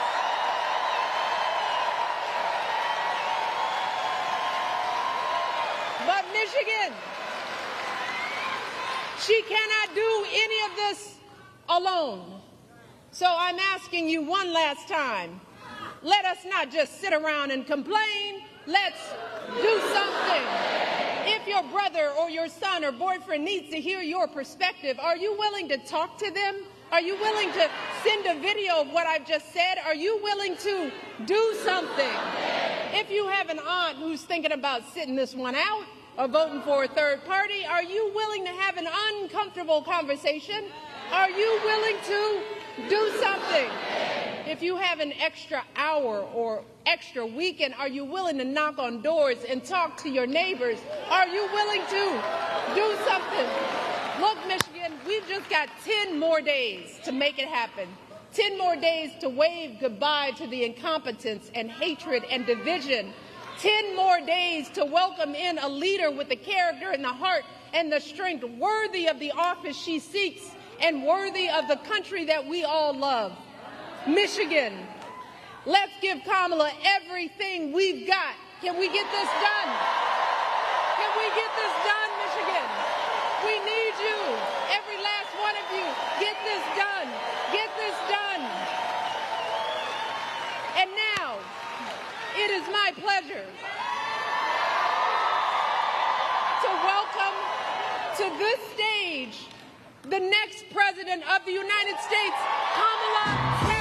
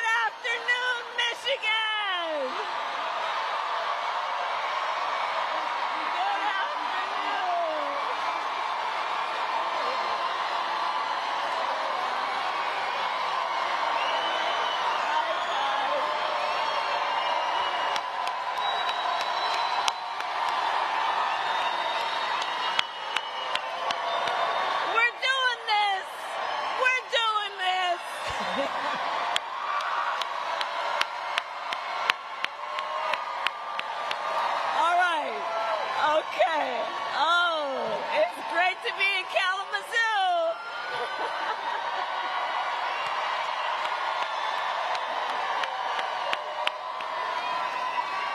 Thank you, guys. Okay. All right. Thank you. Okay, we got some work to do.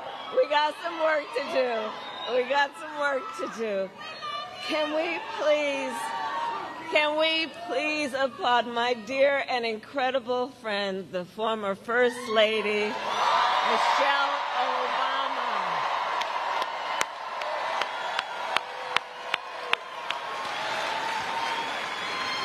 And I just have to say, I've known Michelle for years, and she is an inspiration. I know everybody here knows this. She is a truth teller. And she motivates us to get to work, especially when the stakes are high, because as she reminds us, as my mother taught me, don't just sit around and complain about injustice. And there are so many incredible leaders here tonight, but I want to first just thank everybody, because there's so much you could be doing with your time right now, and you are here. And we are here as community, as coalition builders, because we love our country, and I thank you for being here, and I thank you for all your work. I thank you.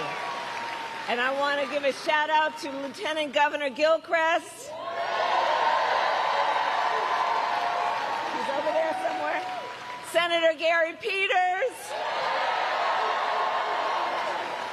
and all the union, elected, and community leaders here today, I thank you. I want to give a special thank you to former Republican Congressman Fred Upton,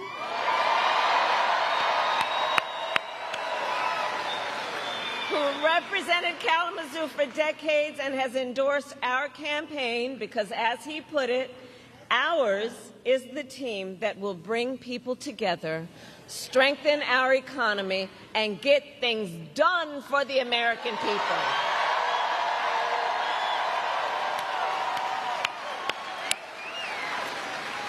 So Kalamazoo, listen, you all know, before I was vice president, I was a United States Senator.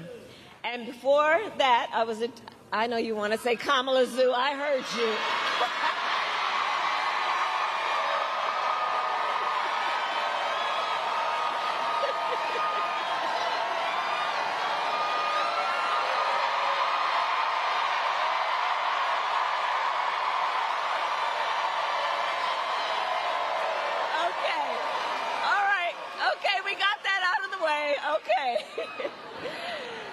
So listen, before I was vice president, and before that I was a two-term Attorney General of California. I was a senator and a two-term Attorney General of California, and before that a district attorney, and before that a courtroom prosecutor. And in those roles, I took on perpetrators of all kinds. Predators, fraudsters, and repeat offenders. I took them on, and I won.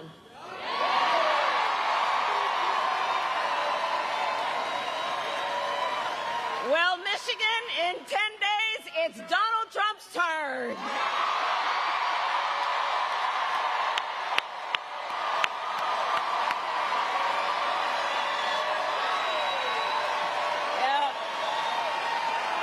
Yep. So listen, we've got just 10 days left. Well, you know, I hear your chant, but listen, the courts are going to handle that. We're going to handle November. Okay? There we go. So look, we've got just 10 days left in one of the most consequential elections of our lifetime. As you all know, voting has already started. And everybody here knows this is going to be a tight race till the very end. So we have a lot of work to do. But we like hard work. Hard work is good work. Hard work is joyful work. And make no mistake, we will win. We will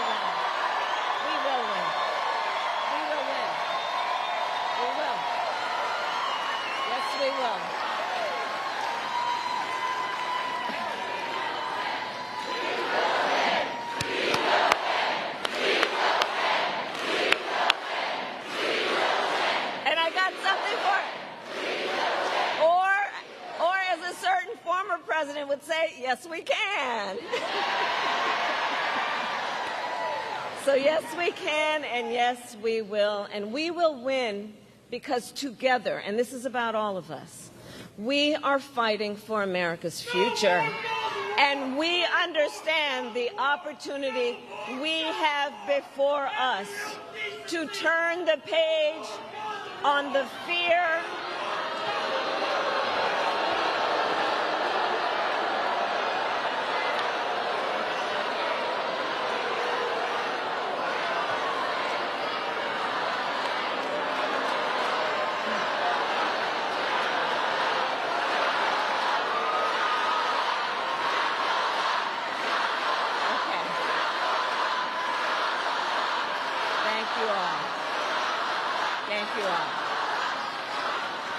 Thank you all. And listen, on the topic of Gaza, we must end that war.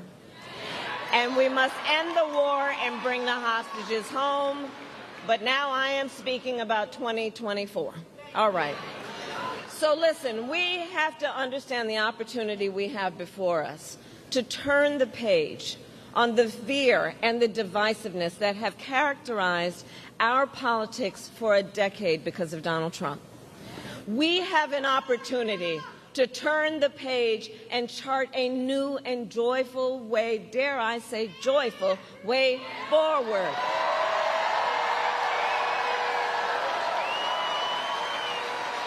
Where we tap into the ambition and the aspirations and the dreams of the American people. And I'm going to tell you, as I travel around our country, there is an overwhelming call for a fresh start. For a new generation of leadership that is optimistic and excited about what we can do together.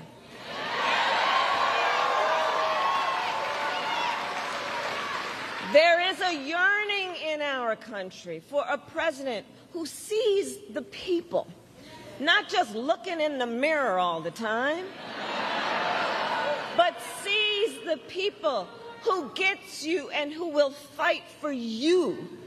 That is what this election is about. And my whole career, I have put the people above partisanship. I never asked somebody, are you a Democrat or a Republican, before I offered help.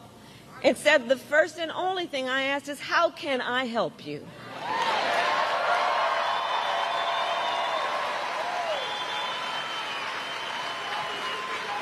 And that is a major difference between Donald Trump and me, and between the two extremely different visions that he and I have for our nation. One, his, focused on the past and himself. The other, ours, focused on the future and you and your family.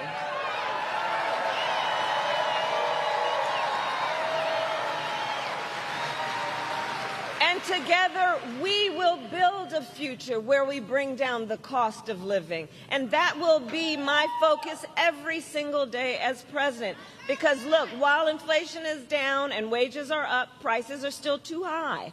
You know it and I know it.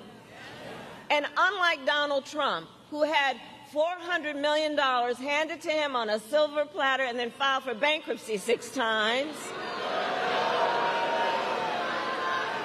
I grew up in a middle-class neighborhood with a working mother who kept a strict budget and did everything she could to make sure my sister and I had all that we needed. I come from the middle class, and I will never forget where I come from.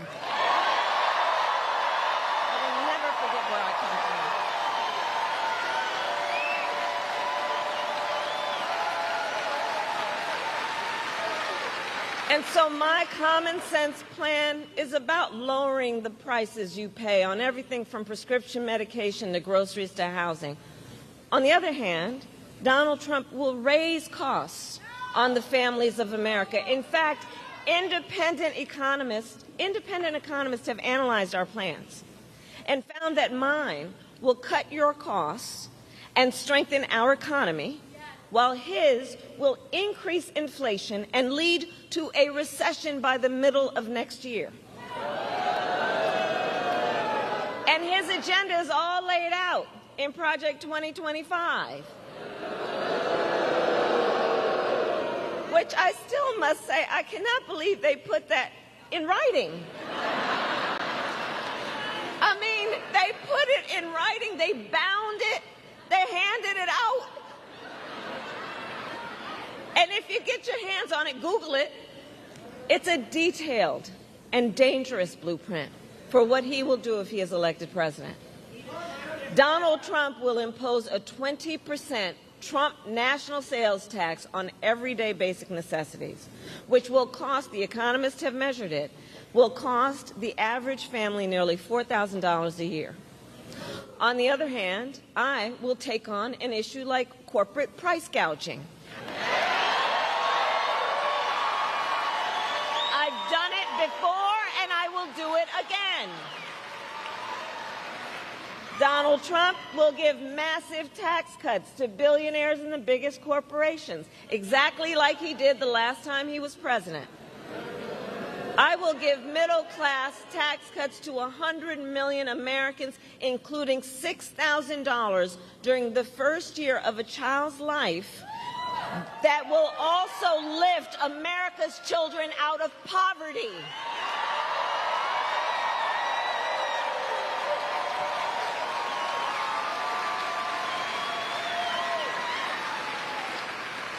Donald Trump, again, read his plan, will get rid of the $35 cap on insulin for seniors.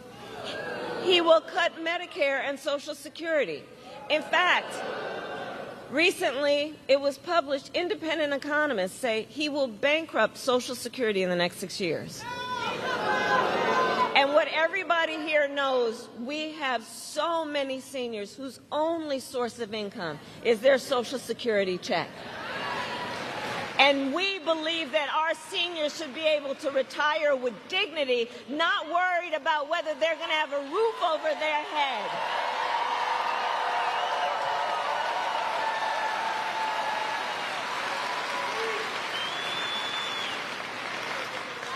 And we believe that their families also should not be overwhelmed by the cost of home health care, which is why my plan includes ensuring that instead of you who are taking care of your elder relative, you know, I took care of my mother when she was sick, and I know what that is like.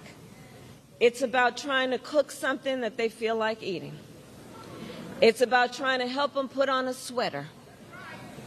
It's about trying to say something that maybe will bring a smile to their face and maybe make them laugh from time to time. It's about their dignity. But we have a lot of people right now living in what we call the sandwich generation, who are taking care of your kids while you're taking care of your parents. And that's a lot. It's a lot. And too many people either if you are fortunate enough, you may have some extra money that you can hire somebody, but most people can't. So what that means is so many people have to think about leaving work, quitting their job, which means cutting a source of income, or spending down all of your savings to be able to qualify for Medicaid. It's just not right. So part of my plan says that we're going to make sure that Medicare covers the cost of home health care for our seniors. It's about dignity. It's about dignity.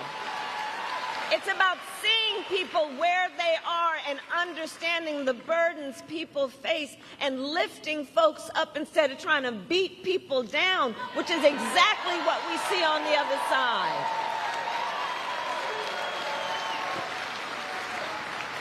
On top of that, my plan will bring down the cost of housing because we know housing is too expensive. And for so many people, you know, generations ago, folks could kind of count on the American dream. But it's out of reach for far too many people.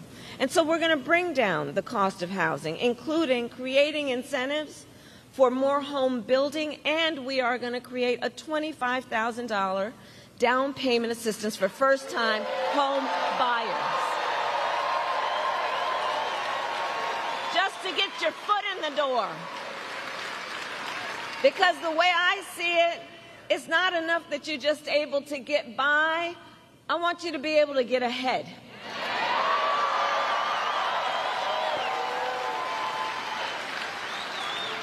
We're going to cut taxes for small businesses because small businesses are the backbone of America's economy.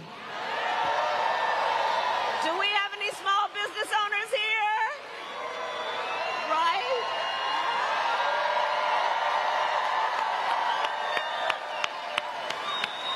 I love our small businesses.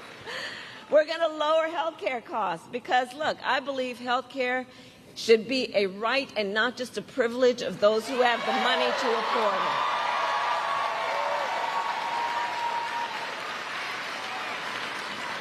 On the other hand, we've got Donald Trump, who intends to end the Affordable Care Act, or as we like to call it, Obamacare. And he would take us back to when insurance companies had the power to deny people with pre-existing conditions. You remember what that was like? Well, we are not going back. We are not going back. Because we are about moving forward.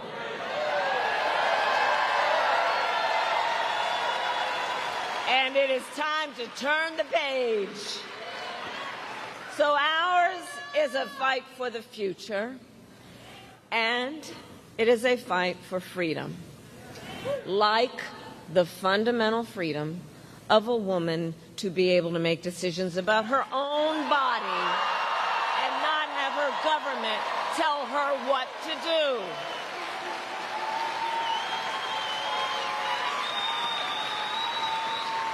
And remember how we got here. Donald Trump hand-selected 3 members of the United States Supreme Court with the intention that they would undo the protections of Roe v. Wade. They did as he intended, and now 1 in 3 women in America lives in a state with a Trump abortion ban.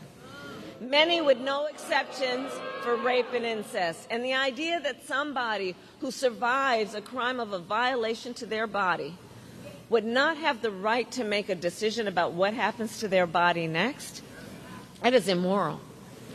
And let us agree, one does not have to abandon their faith or deeply held beliefs to agree that the government shouldn't be telling her what to do. Not the government. Not the government. If she chooses, she will talk with her priest, her pastor, her rabbi, her imam, but not the government. Come on. Some folks up in a state capitol telling you what's in your best interest like you don't know? Not in Michigan, but look, if there's a national, if there's a national abortion ban, nobody is safe. And that's why I so thank everybody for being here, knowing this is at stake for everybody and fighting for everybody's rights.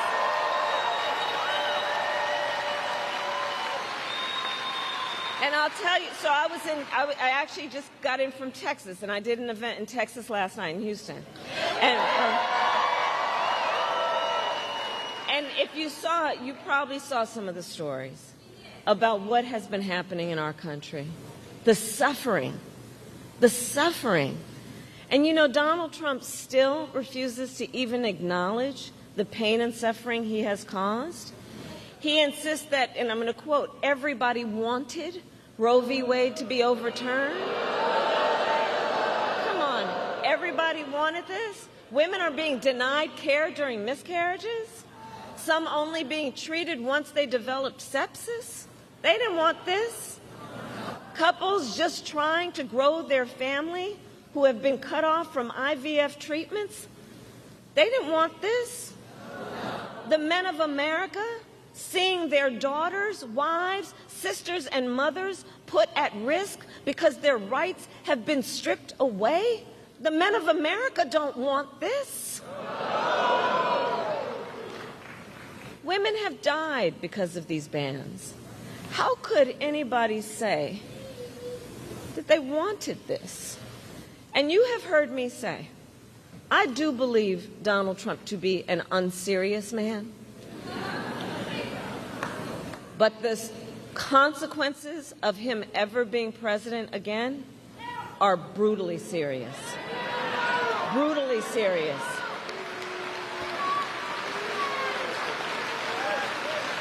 And what I mentioned are just some of the consequences of what he has done. And I will tell you, I pledge to you, when Congress passes a bill to restore reproductive freedom nationwide, as President of the United States, I will proudly sign it into law. Proudly. Proudly. With your help. And so, look, we are, and I'm traveling our country, and I'm going to tell you, across our nation, we are witnessing a full-on assault on other hard-fought, hard-won freedoms and rights, like the freedom to vote. You know, in Georgia, they got a law that makes it illegal to give people food and water for standing in line to vote. The hypocrisy abounds. What happened to love thy neighbor? Attacks on the freedom to be safe from gun violence. The freedom to breathe clean air and drink clean water. The freedom to love who you love openly and with pride.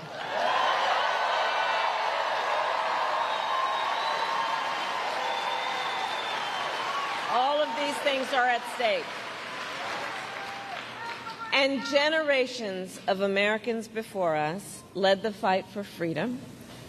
And now the baton is in our hands. Now the baton is in our hands. And on that point, I want to speak in particular to all of the young leaders who are here today. Can I see Gen Z?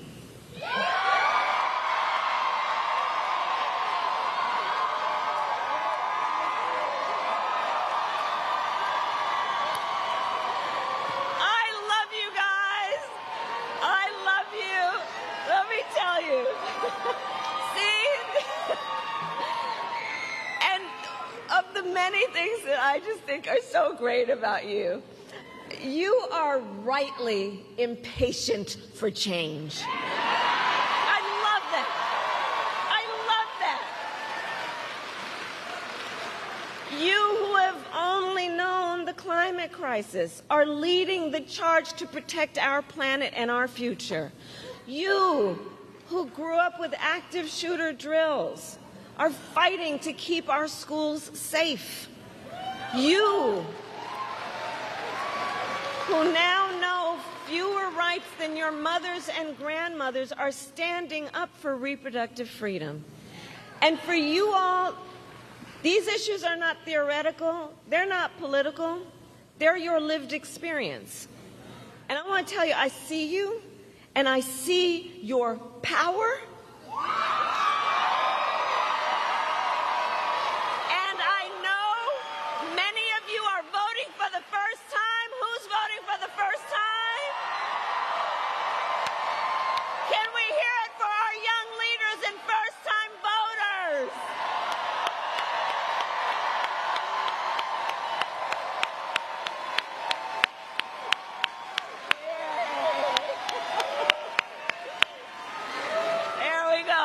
That's what this is about, right? That's why we're all here together. It's about our future.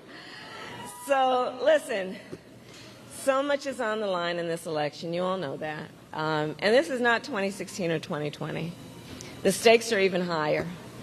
Because over the last 8 years, Donald Trump has become more confused, more unstable, and more angry. And it is clear he has become increasingly unhinged. But the last time, at least there were people who could control him. But notice, they're not with him this time. And then a few months ago, the Supreme Court told the former president he is effectively immune no matter what he does in the White House. It's not 2016 or 2020 when you think about that. Because just imagine Donald Trump with no guardrails. He who will claim unchecked and extreme power if he is reelected. He who has vowed he will be a dictator on day one. He who has said he wished he had generals like Hitler's.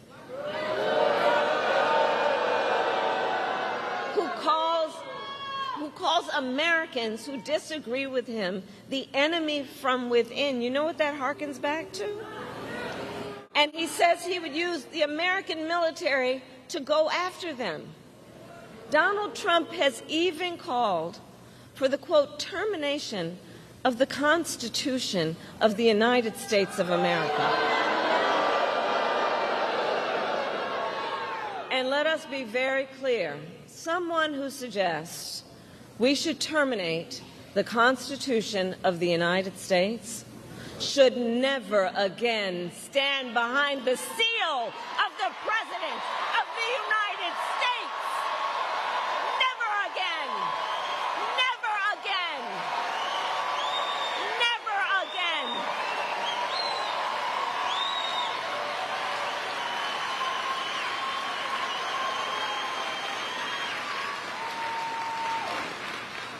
No.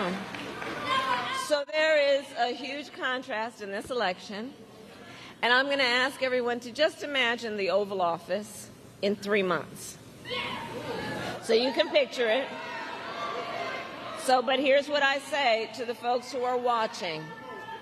It's either Donald Trump in there stewing over his enemies list, or me working for you, checking off my to-do list.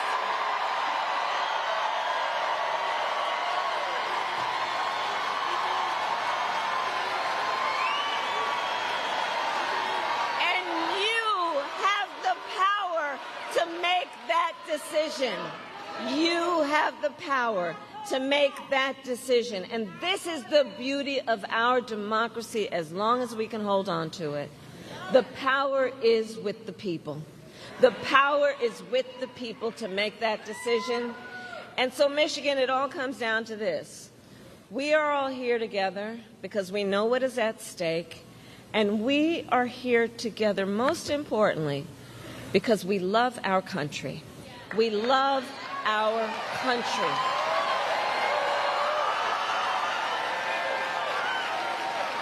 We love our country.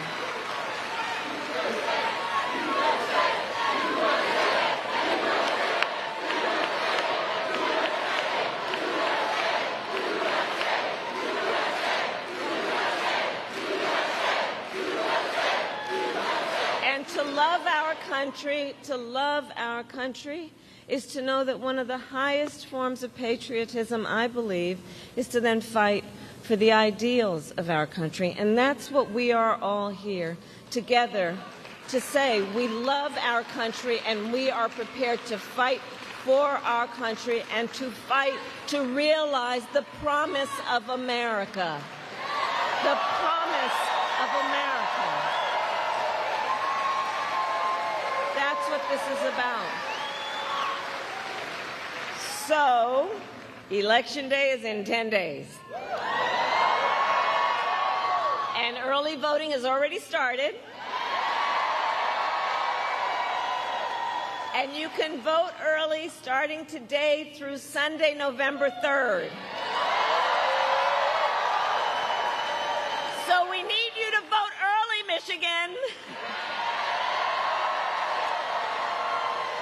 And now then is the time to make your plan to vote. And you can go to iwillvote.com to get all the information you need. And if you have received your ballot in the mail, please do not wait. Fill it out and return it today. Because, folks, the election is here. It is here, and the choice is truly in your hands. And your vote is your voice, and your voice is your power. Your power. So, Michigan, today I ask you, are you ready to make your voices heard? Do we believe in freedom? Do we believe in opportunity? Do we believe in the promise of America? And are we ready to fight for it? And when we fight, we win! bless you, and God bless the United States of America.